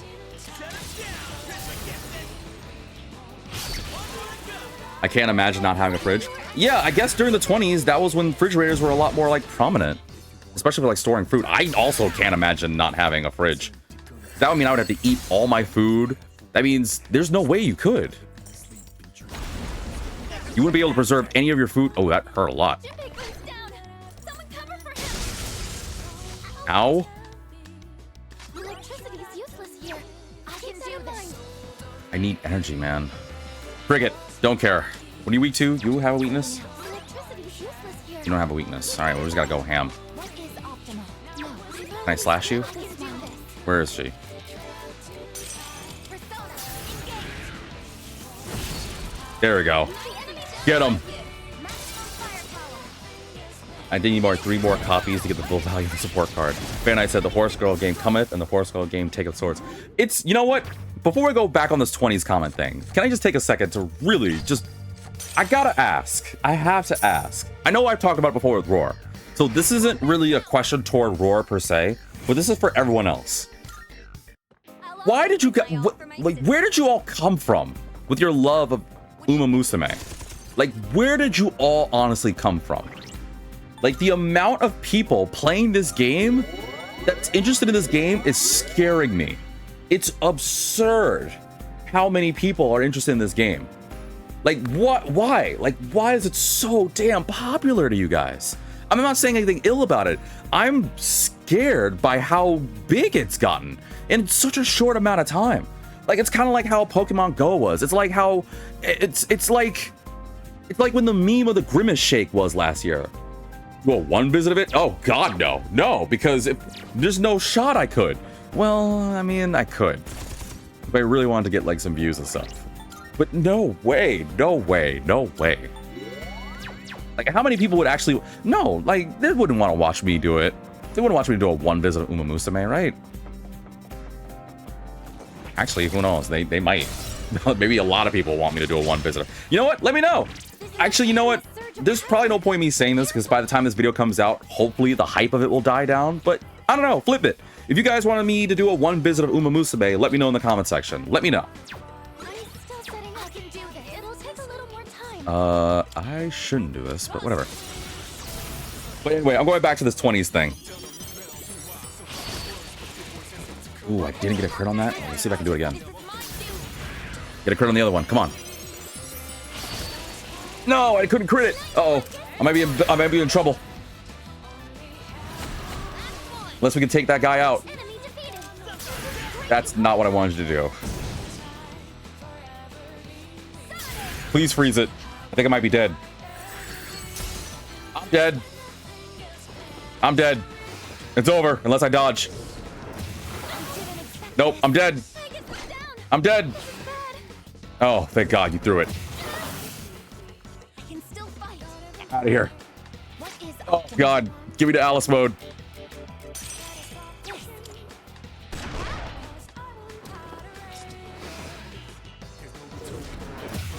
Good dodge, Yukari. Phew. That was close. I was really banking on getting a crit so I could go into all-out attack. It was stupid of me, I know. Anyway, let's see. What's up with the 20's effect on food? Oh, Roar, to get you up to speed, I'm talking about 20's impact on... Like, we're in the 20's now, and I'm just bringing up stuff about the Roar and 20's. There's no point. It doesn't have a weakness. It's gonna just slowly attack. Why is not attacking me anymore? Ow.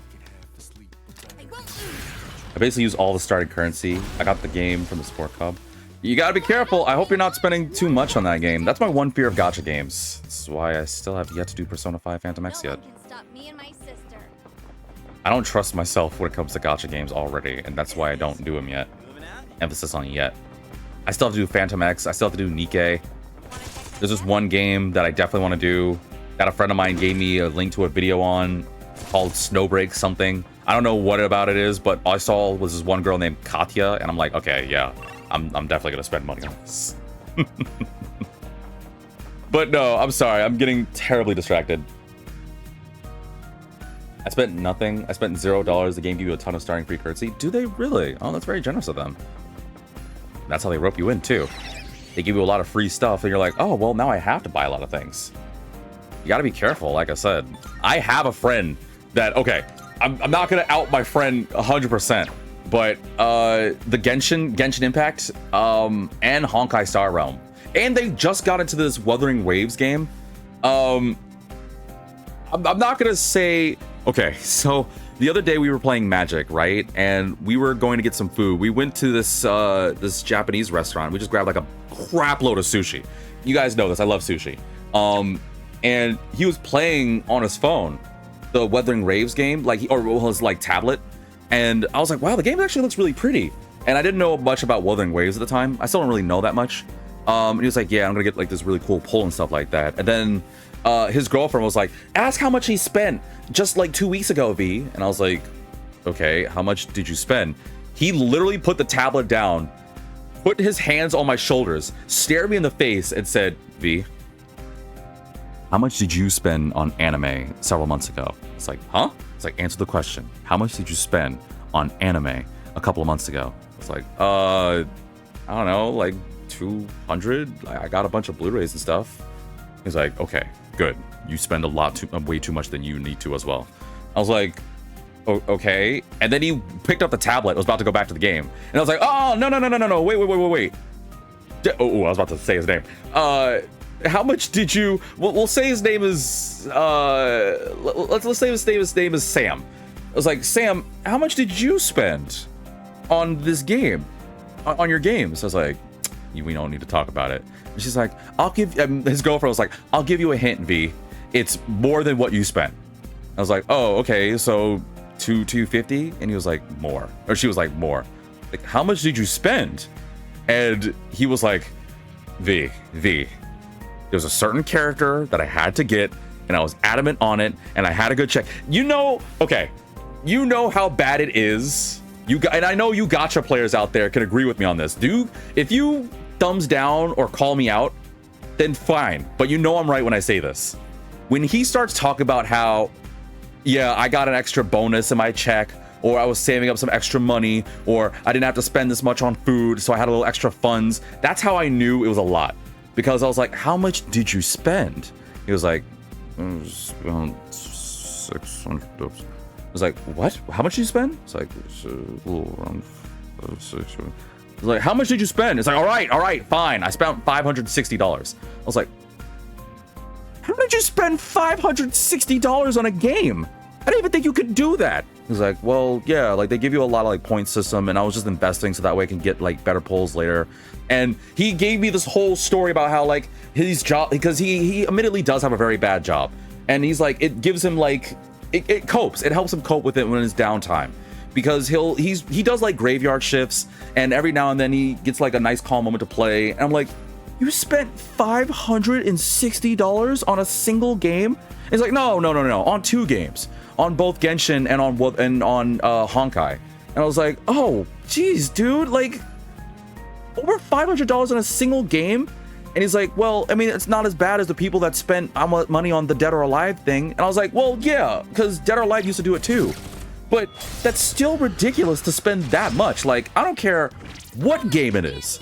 Like, I love Persona, I love Dragon Quest, I love Pokemon, but there's no way I could spend that much unless I was like stupidly rich, or I was like a god tier streamer where I kept getting money out the wazoo, or people paid me to do it. Like, there's no way I could spend over $100 on a game. Like, I'll get DLC as much as the next guy for like good stuff, but no way, man. Like, that's too much. $500. I didn't even know you could do that. And I still, to this moment, still think that he's joking with me. But the way he said it was like very convincing. So I don't know. And I'm not going to be like in the comment section, tell me how much you guys spent, because I don't need to know that. But over $500. And if anyone's asking, I didn't ask the breakdown. I was still just kind of caught off guard by the fact that he spent over $500 on any game. And he said it was over 2 games. But even if I divide it by half, he still spent over $200 on a single video game. $280, seriously. Like, it's still ridiculous. It's never not going to be ridiculous. Ooh, got Agatite, nice. Sorry, now I went off the gacha topic, and I went into something I wasn't supposed to talk to. I was supposed to go back to the 20's thing. Oh, damn it! Every time, Metis, that you talk, I start fighting.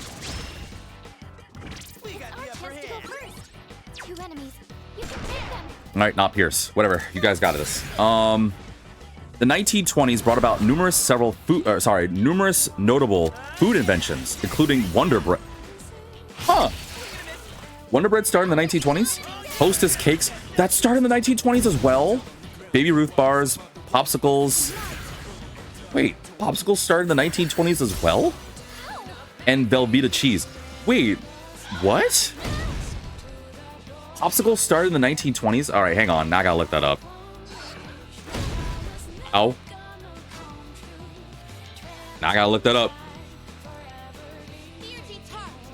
Apparently, popsicles started in the 1920s. We're about to learn something new today. Oh, you reach darkness. Well, this is about to suck for you guys. According to popsicle.com. Well, way to go. We're about to learn something new. Also, I heard that sister comment, by the way. And I heard that one too. Let's see here. Let me get a persona and get some money really quickly. Popsicle the company, Popsicle, excuse me, believes that kids have the greatest imaginations and the best idea. Maybe that's because Popsicle Ice Pops were invented by a kid. This is where the history of the Popsicle started. Oh, interesting. All right, about to learn about where Popsicle started. Whether you guys asked for it or not, whatever. Let's see if it actually was the 1920s though, because so far these things have been like, oh, it's close to the 1920s. Let me find an enemy to fight real quick. You'll do. 11-year-old Frank Epperson invented the very first Popsicle Ice Pop in the San Francisco Bay Area back in 1905. No, we're not joking. Popsicles were invented by a kid. After a long day of play, Frank went inside. I don't know if this is real or not, but this is according to Popsicles, so whatever. Don't blame me if I'm wrong on this. After a long day of play, Frank went inside but left his cup of soda with a stirring stick still out on the porch. Left out overnight, the soda froze like an icicle. Curious, Frank gave the frozen soda a try, and whoa, Popsicle was created. Frank named the invention the Epsicle, and quickly became his favorite treat. Wait, it was called the Epsicle? Then why did it turn to Popsicle? It was a hit with all the kids in the neighborhood. But why is it called Popsicle then if it was called the Epsicle? Frank decided to take his delicious Epsicles outside the neighborhood and sell them at Neptune Beach. Dubbed a West Coast Coney Island, Neptune flourished in his pre-depression days and consumers loved Frank's Epsicles. With a dessert hit on his hands, Frank patented the Epsicle in 1924 to share his ice pops with the world. His patent illustrates the requirements of a perfect ice pop, including recommendations on the best wood for the stick, wood, brass, birch, or poplar. Eventually, Frank's children would urge him to change the ice pop's name to what they would call it, a popsicle or popsicle. Oh, so they called it a popsicle because of their pop, like their father. Oh, that's actually kind of cute. Dude, ain't that a rare chest? That's actually very cute. All right, well, that's... I mean, the rest of it just kind of goes on, but oh, we learned something new. It's one of those doors. That's where the popsicle came to be. I honestly never knew where the popsicle came about. I just always knew they were a popsicle. You could have told me that was invented by like an alien. I was like, oh yeah, for sure, I believe you. But that's where it came to be. Eventually, 1920s, Frank sold the rights to his creation to Joe Low Corporation, catapulting the popsicle dessert stardom nationwide. As the Great Depression began, okay, well, I don't really... I am curious more about popsicles, but this is not an episode dedicated to popsicles. This is more for the 20s. So we're just gonna go move on. But maybe one of these days we'll talk more about popsicles. So yeah, there you go. That's popsicles. Popsicles started in the 20s. Learned something new today. Whether you guys asked for it or not. But let's see, what else do I want to talk about? Kool-Aid started then, Velveeta cheese started then. Eureka Fire, so Junpei, you can help me. During the 20s,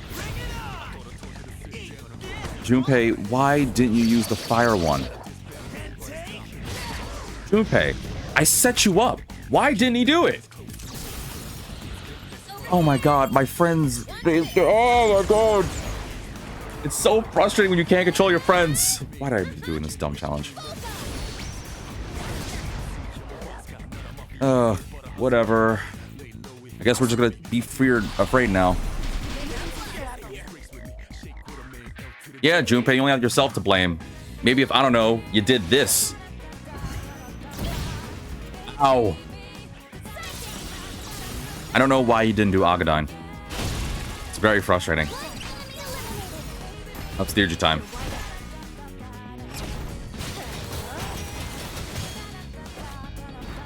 I'm trying to find like more stuff on the 20s when it came to food.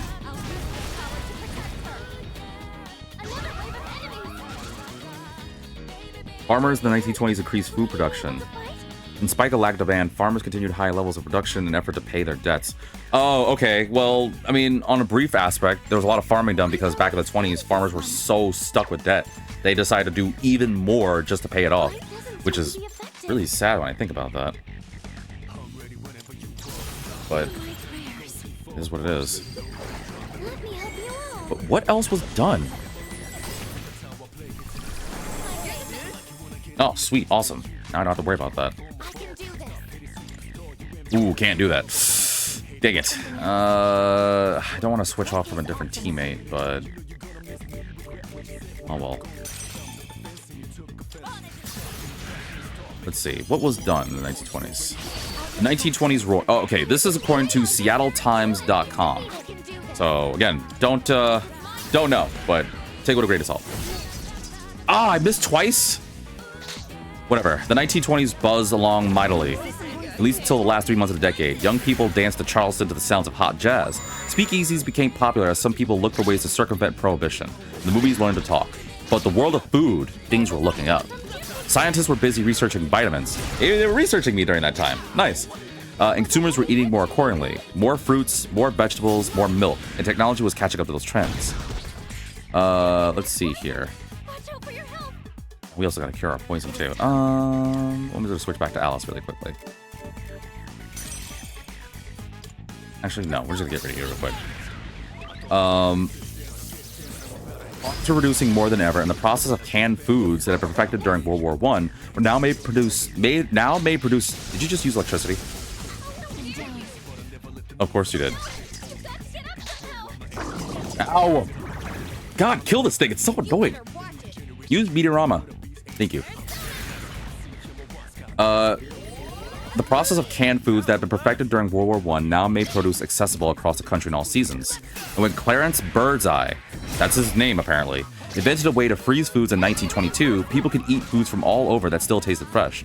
So Clarence Birdseye is the reason why we have, like, these kinds of foods, huh? Good to know. Good to know. Didn't know that. On the other hand, the Baby Ruth bar and Wonder Bread were both invented in 1920.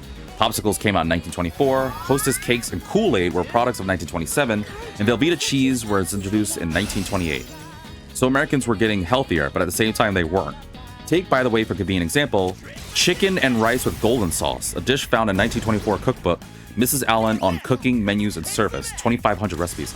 That sounds delicious. It's a straightforward recipe with a straightforward dish, chicken, rice, and a sauce. When you eat it, you feel like you're biting into a sheer rich indulgence. Why? Because you begin with a roux made from equal parts of butter and flour, and use that to thicken milk and chicken broth.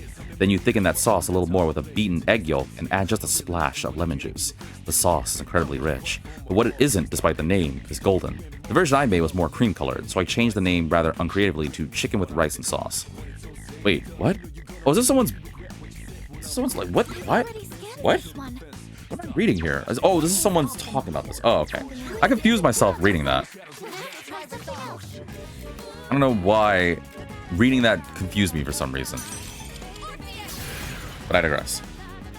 Skipping. When did we get to, like, anything crazy? Is there anything interesting? Like, I'm skipping through this, like, article, but I'm not seeing anything really interesting.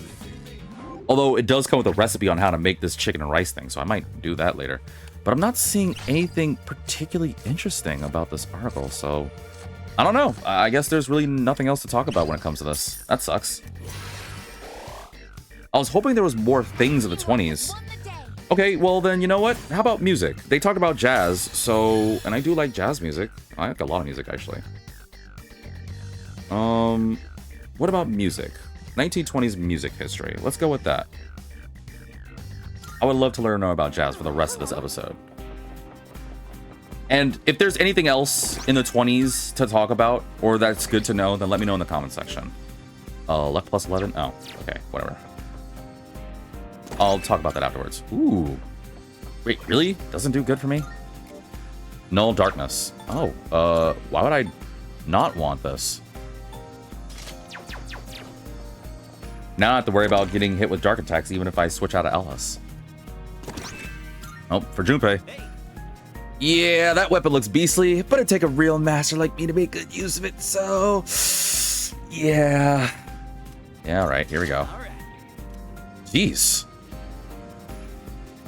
Oh, but I'm taking away his crit sword for it. Well, what does it do? All stats plus 3. Yeah, okay, fine. I'm giving it my crit rate for it, I guess. Stocks of Heresy. No? No one? Auto Tart again with this? Okay, I'll save it for Akihiko or something. Alright, but for the last bit of this episode, I'm going to talk about the 20s music, its history on it. The 1920s, known as the Jazz Age, was a period of significant musical innovation and popularity, particularly with the rise of jazz music. We can go in the next area while we do this. Jazz with its improvisational style and syncopated rhythms influenced fashion, dances, and overall culture. Alongside jazz, blues music also gained prominence, especially among African American communities, and became a popular form of expression. Jazz, originated in New Orleans and spread across the US, became a defining sound of the decade. It featured improvisation and syncopated rhythms. I literally just read that. Blues, another popular genre, particularly among African Americans, with artists like Bessie Smith and Ma Rainey, I hope I'm not butchering the names, gained recognition. The 1920s saw the rise of the phonograph, allowing for widespread distribution of music. This technology was particularly crucial for jazz, which was often improvised and previously experienced live. The radio introduced the addition of radio. Oh, okay. Yes. So we know about this kind of thing now. Numerous things was come about due to the music and the impact of the 20s, including various dances like the Charleston, the foxtrot, and tango, which became even more popular. This is often accompanied by the upbeat rhythms of jazz. But I want to know, like, I feel like there's just more about this, but I'm not getting enough. Yeah, use the Tartar search. American music of the Roaring 20s. Okay, how about this? I'm skimming through the article. This is according to AmericanSymphony.org, in case anyone wants to know about this. I'm trying to find something fascinating, but nothing's really piquing my interest. I don't know if there's anything worth saying. I feel like I've already said enough. Like, literally what I read about how it was the introduction to jazz was already big, and that's what this article is kind of talking about, but just in more detail. Which is kind of sad. I was really hoping there'd be more to this. I'm upset. I feel like there's more that there could be talking about, but it's just not giving me any information. I don't know. There's gotta be ooh, that's a lot of damage. There's definitely gotta be at least an article or something out there that'll tell me.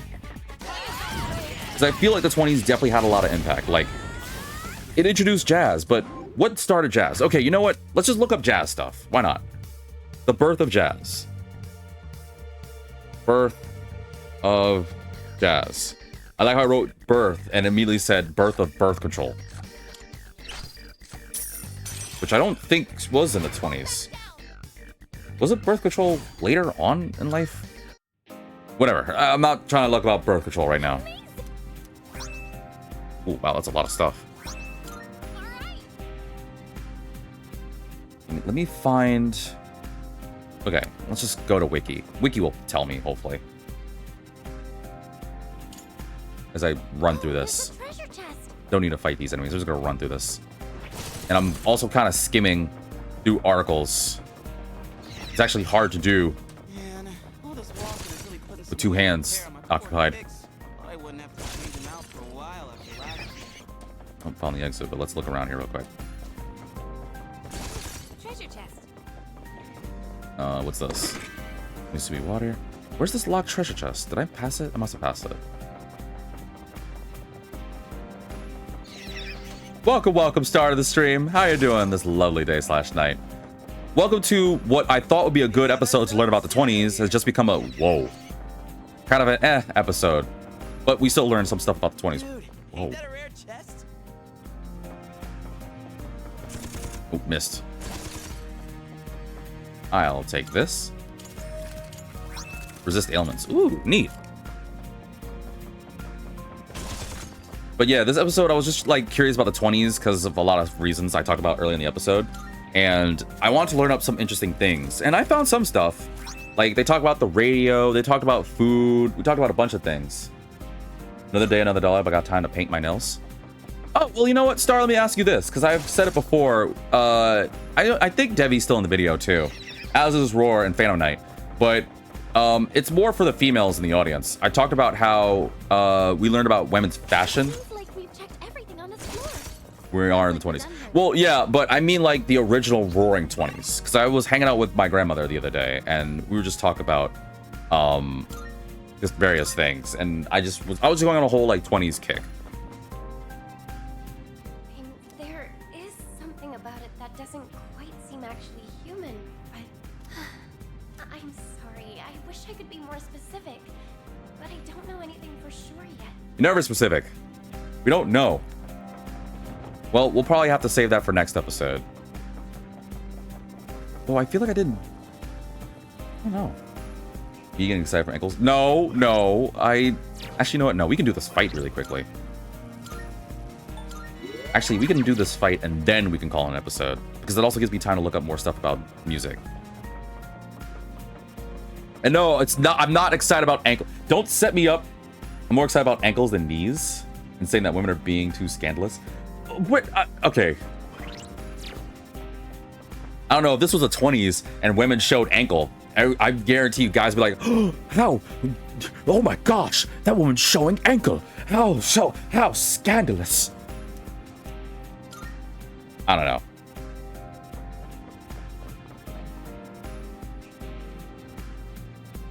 Well, it ran over there. The shadow is the only one that seems aggressive. Look out! And this won't take long. Let's get this over with. You can do it! Well, I don't have a theurgy set up. Don't know if I want to physically attack something. So let's try ice.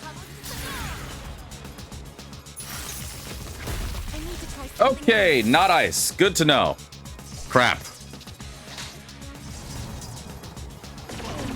Everyone, great.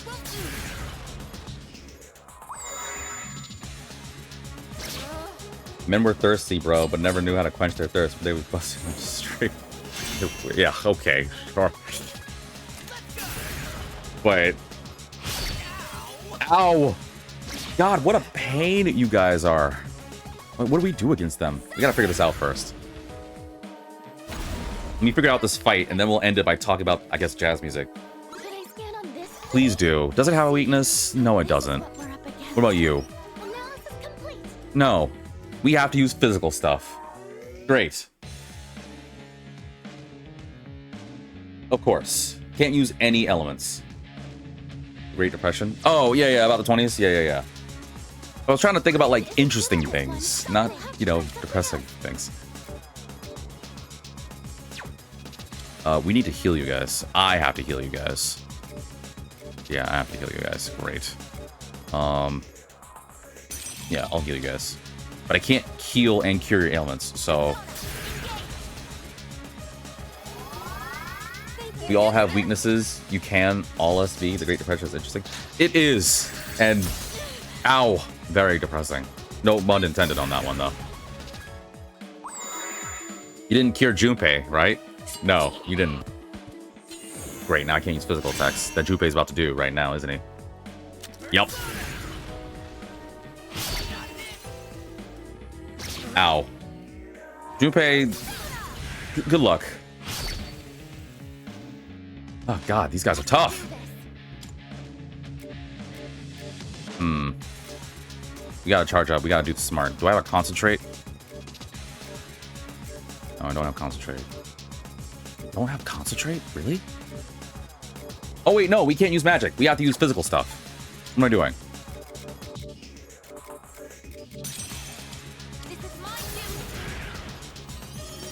We gotta do all out attacks. Do it again.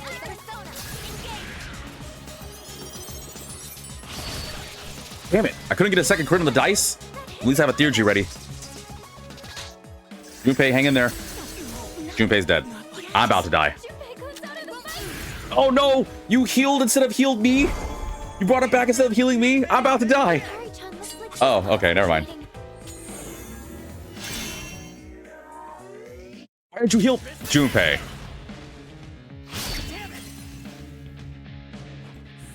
Thanks. Ah, gosh, I'm about to die.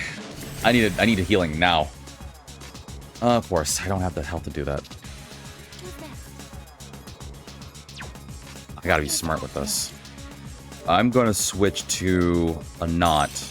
We gotta take you out, so I'm going to use it on... Who? You go first, I'll take it on you.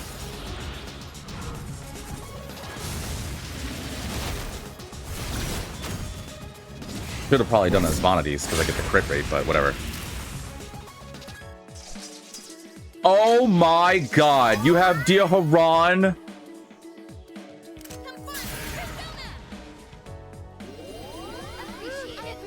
You've got to be kidding me.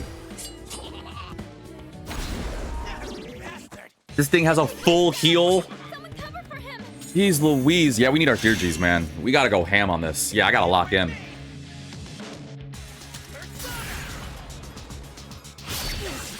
Yeah, every time. This sucks. There we go. That's some damage. Get him.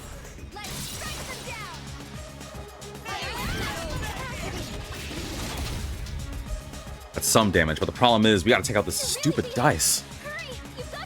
I know. And the problem is this thing's gonna Diaharon this dice, isn't it? But I have to heal Junpei.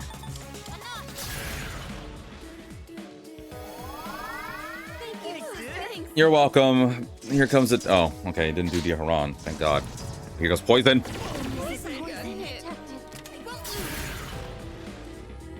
Playing Animal Crossing while watching my suffering. Ow. Junpei. Okay.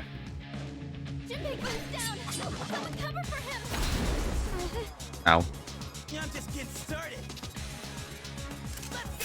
We gotta carry the poison too. They both dodged. Oh god, this sucks. We need some Theurgies, man. Now the problem is I can't heal and cure Theurgy. I don't have salvation. I gotta cure him. Because maybe Yukari can use the wind Theurgy and do some work. Unless she gets down here. Oh, okay. Hang in there, Junpei. No! Why? Why is she doing this one? That's the worst Theurgy to do! Why? We can't use magic! This whole fight, we can't use magic! Why is she doing that one? Oh my god! I'm about to go crazy! And Junpei's dead. I'm about to lose my mind. This sucks. Why? Why would she do this? Look, you can't use any of the elements. We can't at all. This whole fight has been a physical fight. I'm about to lose my mind. She did the one thing that was the worst option. I don't think she could have done anything worse. Like, they legitimately don't. She wasted. I even was like, okay, I gotta cure it so she can use the Theurgy, so she can use the wind one, or heal us or something. Why did she use that specific one? That's the only thing.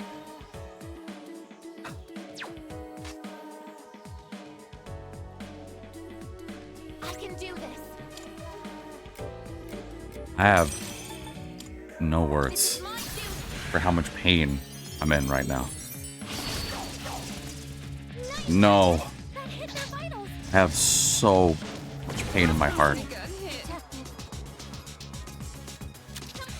I can't believe this. I need you. Okay, I need you guys right now. You guys listening to me right now to understand how much pain I'm in right now hearing this. I'm so distraught.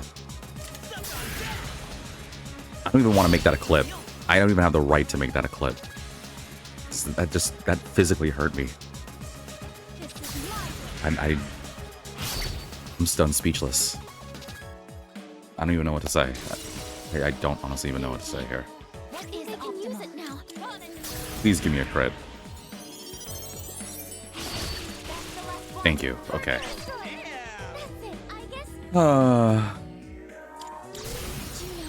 You know what? If it made you guys laugh, then congratulations. I guess that's what it takes to be a content creator these days. You have to suffer and have a mental breakdown. Otherwise, you're not doing it right. Right?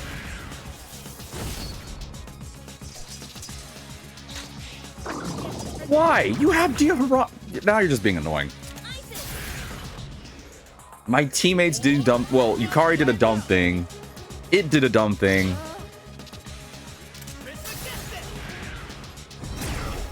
I'm this game. is interesting. But this is why I love RPGs. This is why I love RPGs. I know a lot of people are like, oh, it's just the same. Just predict and do these things. No, it's unpredictable. I love it. I love randomness. I've already scanned this one. Is optimal. Give me a crit.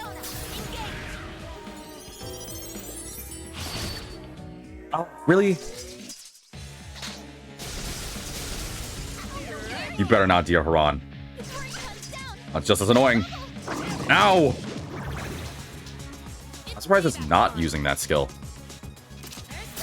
It has the power to fully heal itself. It's not doing it. It could literally be as annoying as Maria in Shin Megami 5. Ow. There we go. Thank God. Oh, get me out of this nightmare. Fortune Arcana. What's Fortune do? All current party members max HP plus 8. Cool. Fantastic. Great.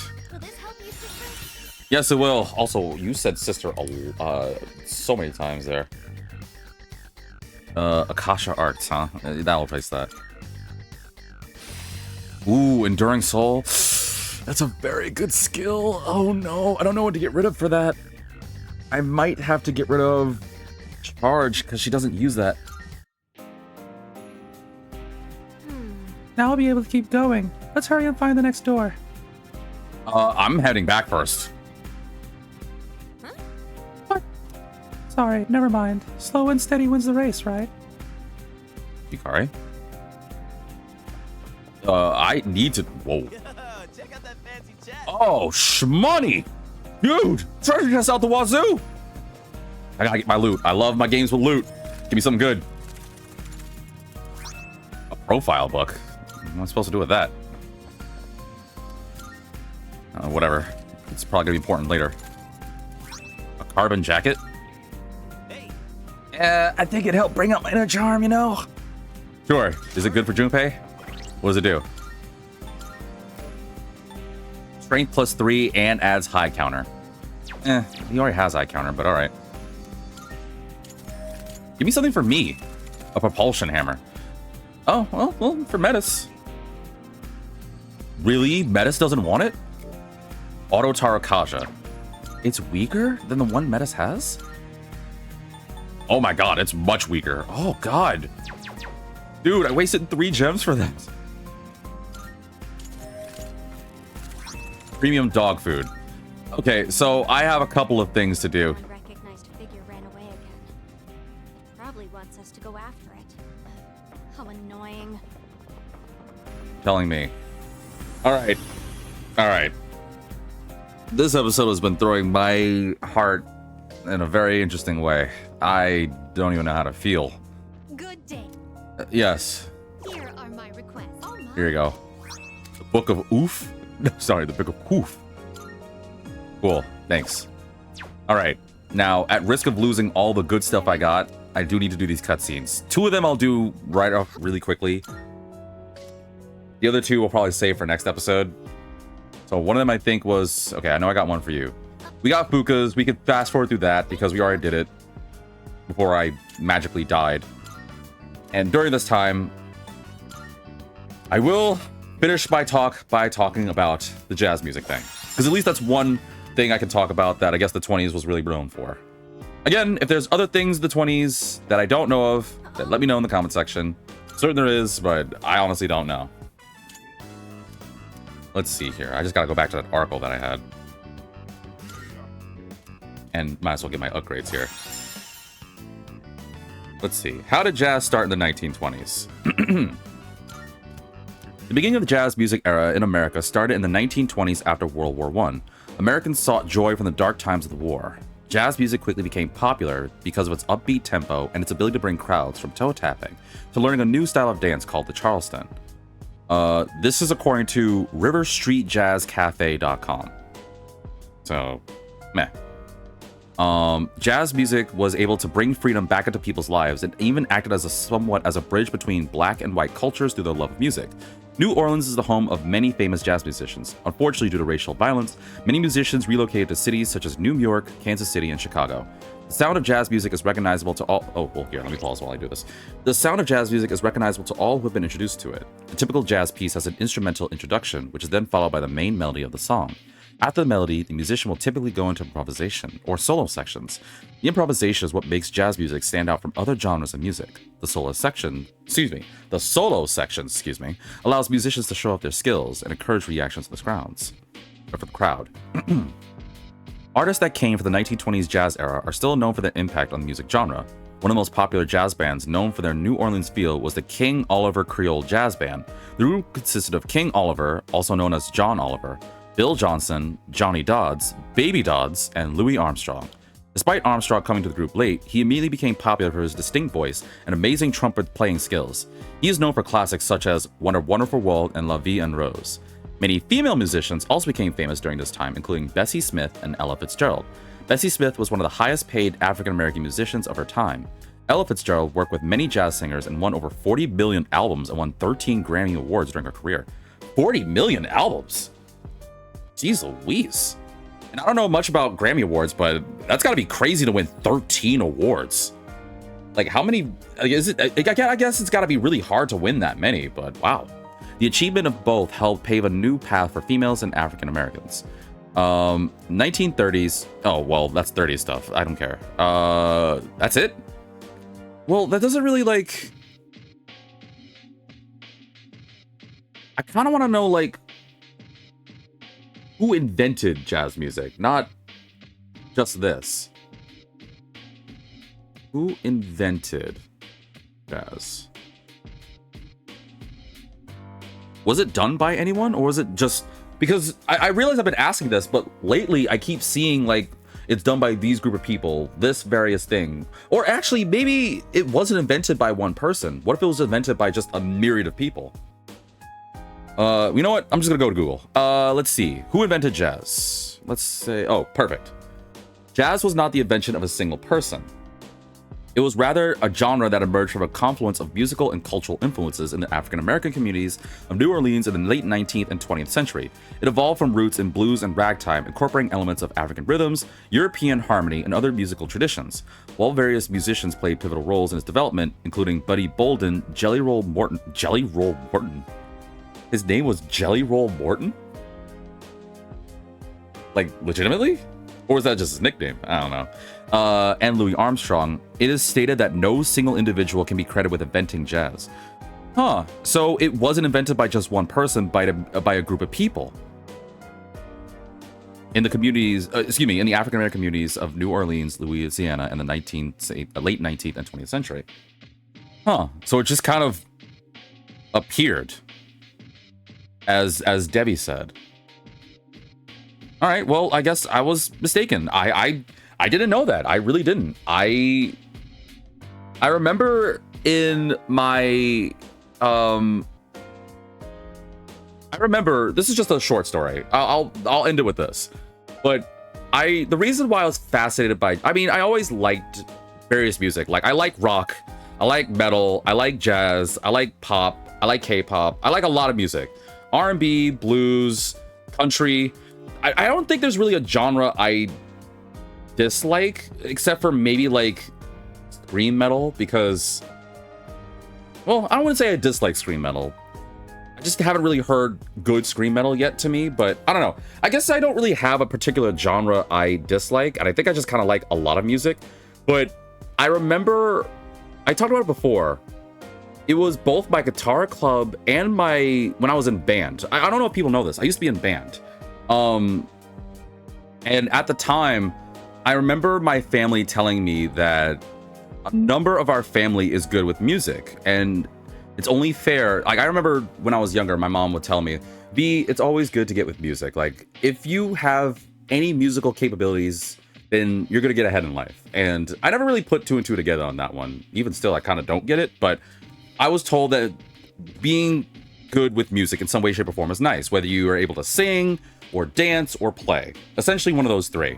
And we have a number of our family that can dance, a number of our family that can sing, a number of our family that can play instruments. And I never really thought of myself as a dancer. I think I have 3 left feet.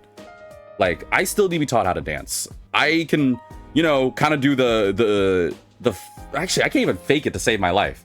I do like to just, you know, bob my arms up and down and be like, oh, yay, good, yay, woo, woo, woo. Like, I can't dance to save my life. Singing wise, I've been told that my voice could be good as a singer, but I don't really know if I can sing that well. Like, I still get self-conscious. During the Crash Bandicoot special that I did last year, I did a rendition of the Grinch song from Christmas, the Grinch song, and I still get self-conscious because I was like, oh man, did I sing this right? I don't think I did this right. So I don't know if singing is my forte. I think I can sing, but I don't know. I don't think I'm gonna be some Clay Aiken around here, or Boris, whatever his name is, that sang the Grinch song. Which means that it had to be instruments. And I remember a number of reasons why I wanted to get instruments, but one of them was my uncle.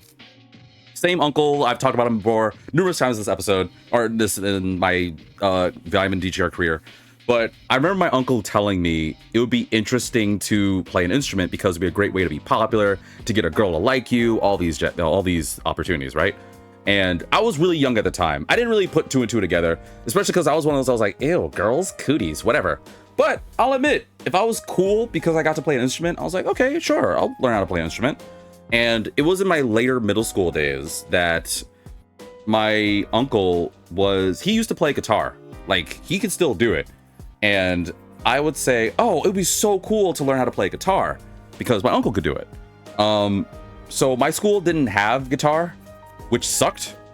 They only had band and choir club.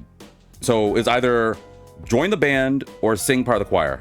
And I remember one of my teachers saying that I had a nice voice and it'd be good to try and go to choir. And I was like, no, because that means I have to sing and I don't have confidence in my singing. And again, the idea of playing instruments appealed to me more, especially because numerous of my family members said as well. So I went to band and I wanted to be part of percussions because who wouldn't want to learn how to be a drummer? I thought being a drummer was awesome because in my mind, I was like, okay, if I can't play guitar, then I gotta be the next coolest thing. I gotta learn how to play drums. And unfortunately, it was taken. At the time, I believe there were only 3 open slots left. It was the tuba that was open, it was the flute, and it was the trumpet. And I will admit, even though obviously way later in life, playing the flute is way cool, especially because of playing Xenoblade. But back then, I was so dumb. I was like, oh man, no cool guy's gonna play a flute. Flutes are for girls, blah, blah, blah, blah, blah. I know, right? Shame on me. I know. I was a very foolish young vitamin at one point. But I thought it wouldn't be cool to play the flute, which meant that it had to be trumpet or tuba. And in my mind, I thought the tuba looked cool and it looked strong. So I was like, man, if I could play the tuba, I'd be able to shake everyone down. Like every time I blew into it, everyone would be like, whoa, that's a tuba sound. But I'm weak. So I've always been like scrawny. I talked about it before that during my middle school days, it was the infamous time. I hated this. That during my gym class, they made us do I don't know if you guys know this, but some gym schools or gym classes made you do the rope climb thing where you had little knots in the rope and you had to climb to the very top. So 1, I hate heights, and 2, I was weak. Thank you. But I was a weak little vitamin. So there was no shot that I was going to be able to lift the tuba, which meant it had to be the trumpet. And honestly, I stuck with the trumpet for a good period of time, and it was actually really cool. And I remember my teacher's name was Mr. Farmer. He was an African-American teacher, who talked about how through various instruments, people could play all sorts of genres, but he said that his 3 favorite types, I can't remember his third one. I really can't remember his third one, but his 2 favorite types of genres of music was jazz and polka. And I don't 100% remember the polka one to save my life, but he talked about the jazz one being revolutionary to a lot of people. And I know that a lot of my family likes, a lot of my family likes a myriad of musics, but he would play a lot of jazz music. And I was like, you know what? Jazz music's actually really, really cool. And I liked my teacher. My teacher was really cool. He was one of those fun band teachers. He got with it. He would he was one of those like guys that when you played something right, he would just like do a little dance with it too. Like he would feel himself. He was so cool. He was super cool. I miss Mr. Farmer. I wonder if he's still like, you know, doing band stuff now. I hope he is, even though that was many years ago. But yeah, I stuck with trumpet for a good minute until I moved, and then eventually I would go to guitar, because again, I never lost my desire to play guitar. And it was also because I couldn't afford to keep a trumpet, because shock and behold, we rented a trumpet, and trumpets are expensive. But I eventually go to guitar club, and that's when I learned to play guitar, because maybe you could send him a message. I wish, but it's been so long. I don't even know how to get in contact with him, but that is a great idea to do that, though. I wonder if he would remember me. I do remember that he always liked the juicy fruit gum. Like, he would always nosh on that stuff. So maybe I can, like, I don't know, find a message like, hey, Mr. Farmer, you remember me? My name's V. I was the guy that was upset because he couldn't do the drums and couldn't lift the... I still remember him inviting me to try to lift the tuba, and I couldn't do it to save my life, and he got a chuckle out of that. So, not the most perfect teacher, but definitely one of my favorite teachers. I liked him. But yeah, it wouldn't be until way later that I had... I think her name was Mrs. Motz, and she was my guitar teacher, and she would be the one that taught us in guitar club how to play the guitar. And I remember distinctly... I know I'm going along a bit on the story. I remember distinctly that when she was teaching us how to position, like how to sit down, she gave us acoustic guitars. And when we were like taught how to hold it, she would look at my hands and how I would do it. And she's like, excuse me, V, I'm sorry, but you have very nice hands. And that would be one of the first times I was like, I didn't know. I mean, I still don't I don't really get the appeal of having nice hands, so maybe one of these days I'll look it up. Might make for an interesting topic to learn on later. But she would say, you have very nice hands, and you have very good reach with your fingers. You could be used to like cover more of the areas of like the frets and bars more so than other people. And I remember her saying, I'm surprised you're going for guitar. I think you'd be more ideal for piano. And it's funny she brought it up, because even though my uncle wanted me to go guitar, there are numerous people that said I'd be better playing piano. I don't know how to play the piano to save my life, but I guess I have pianist fingers. I remember being told that a lot. Even one of my friends who plays the piano says that I have the fingers of a pianist, and I don't quite get that, but I take it as a compliment. But I remember her saying that, and I was like, well, I mean, that's cool, but I want to play guitar. She's like, oh, no. I'm not saying anything bad by that, but I'm just saying it would be interesting. You should consider learning how to play a piano after you learn to play guitar. I remember last year that I got an acoustic guitar for my birthday. I need to stop procrastinating, because I would love to learn how to play guitar. I just need to will myself. Maybe I'll make that like a goal or something. Like, if, I don't know, if somebody like subscribes or something, I'll be like, all right, V, we gave you money. Now you better learn how to play guitar. You got 3 months. You better play, I don't know, Tribute from Tenacious D, or Dragon Force Through the Fire and Flames, or Back in Black from ACD. Oh, dude, that'd be so hype. To learn how to play Back in Black? Love that freaking song. That's a great idea. No. Let's not get any funny ideas here, Debbie. But thank you all for tuning in. I know, very long tirade. Wait, that's it? There's nothing else to do? Didn't I get another item? There's no one else. Oh, who's on the 3rd floor?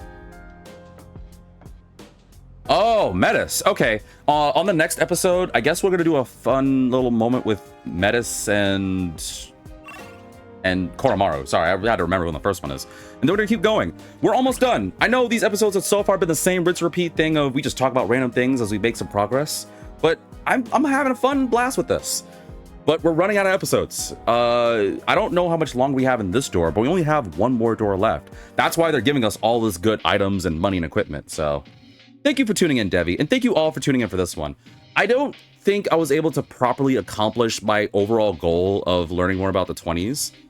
But I like to think that there's at least something to take away from this. And again, if there's anything of the 20s that you guys know of that might be interesting to talk about, then let me know in the comment section. Or you can share with me on Discord. By the way, if you guys want to join a small, growing community of good-minded, good-spirited, cultured people, then hop on my Discord, and I don't know, maybe you might be able to reach me there. I'd be willing to talk with you guys if I can. But otherwise, thank you all so much for tuning in. And as always, I'll see you in the next episode.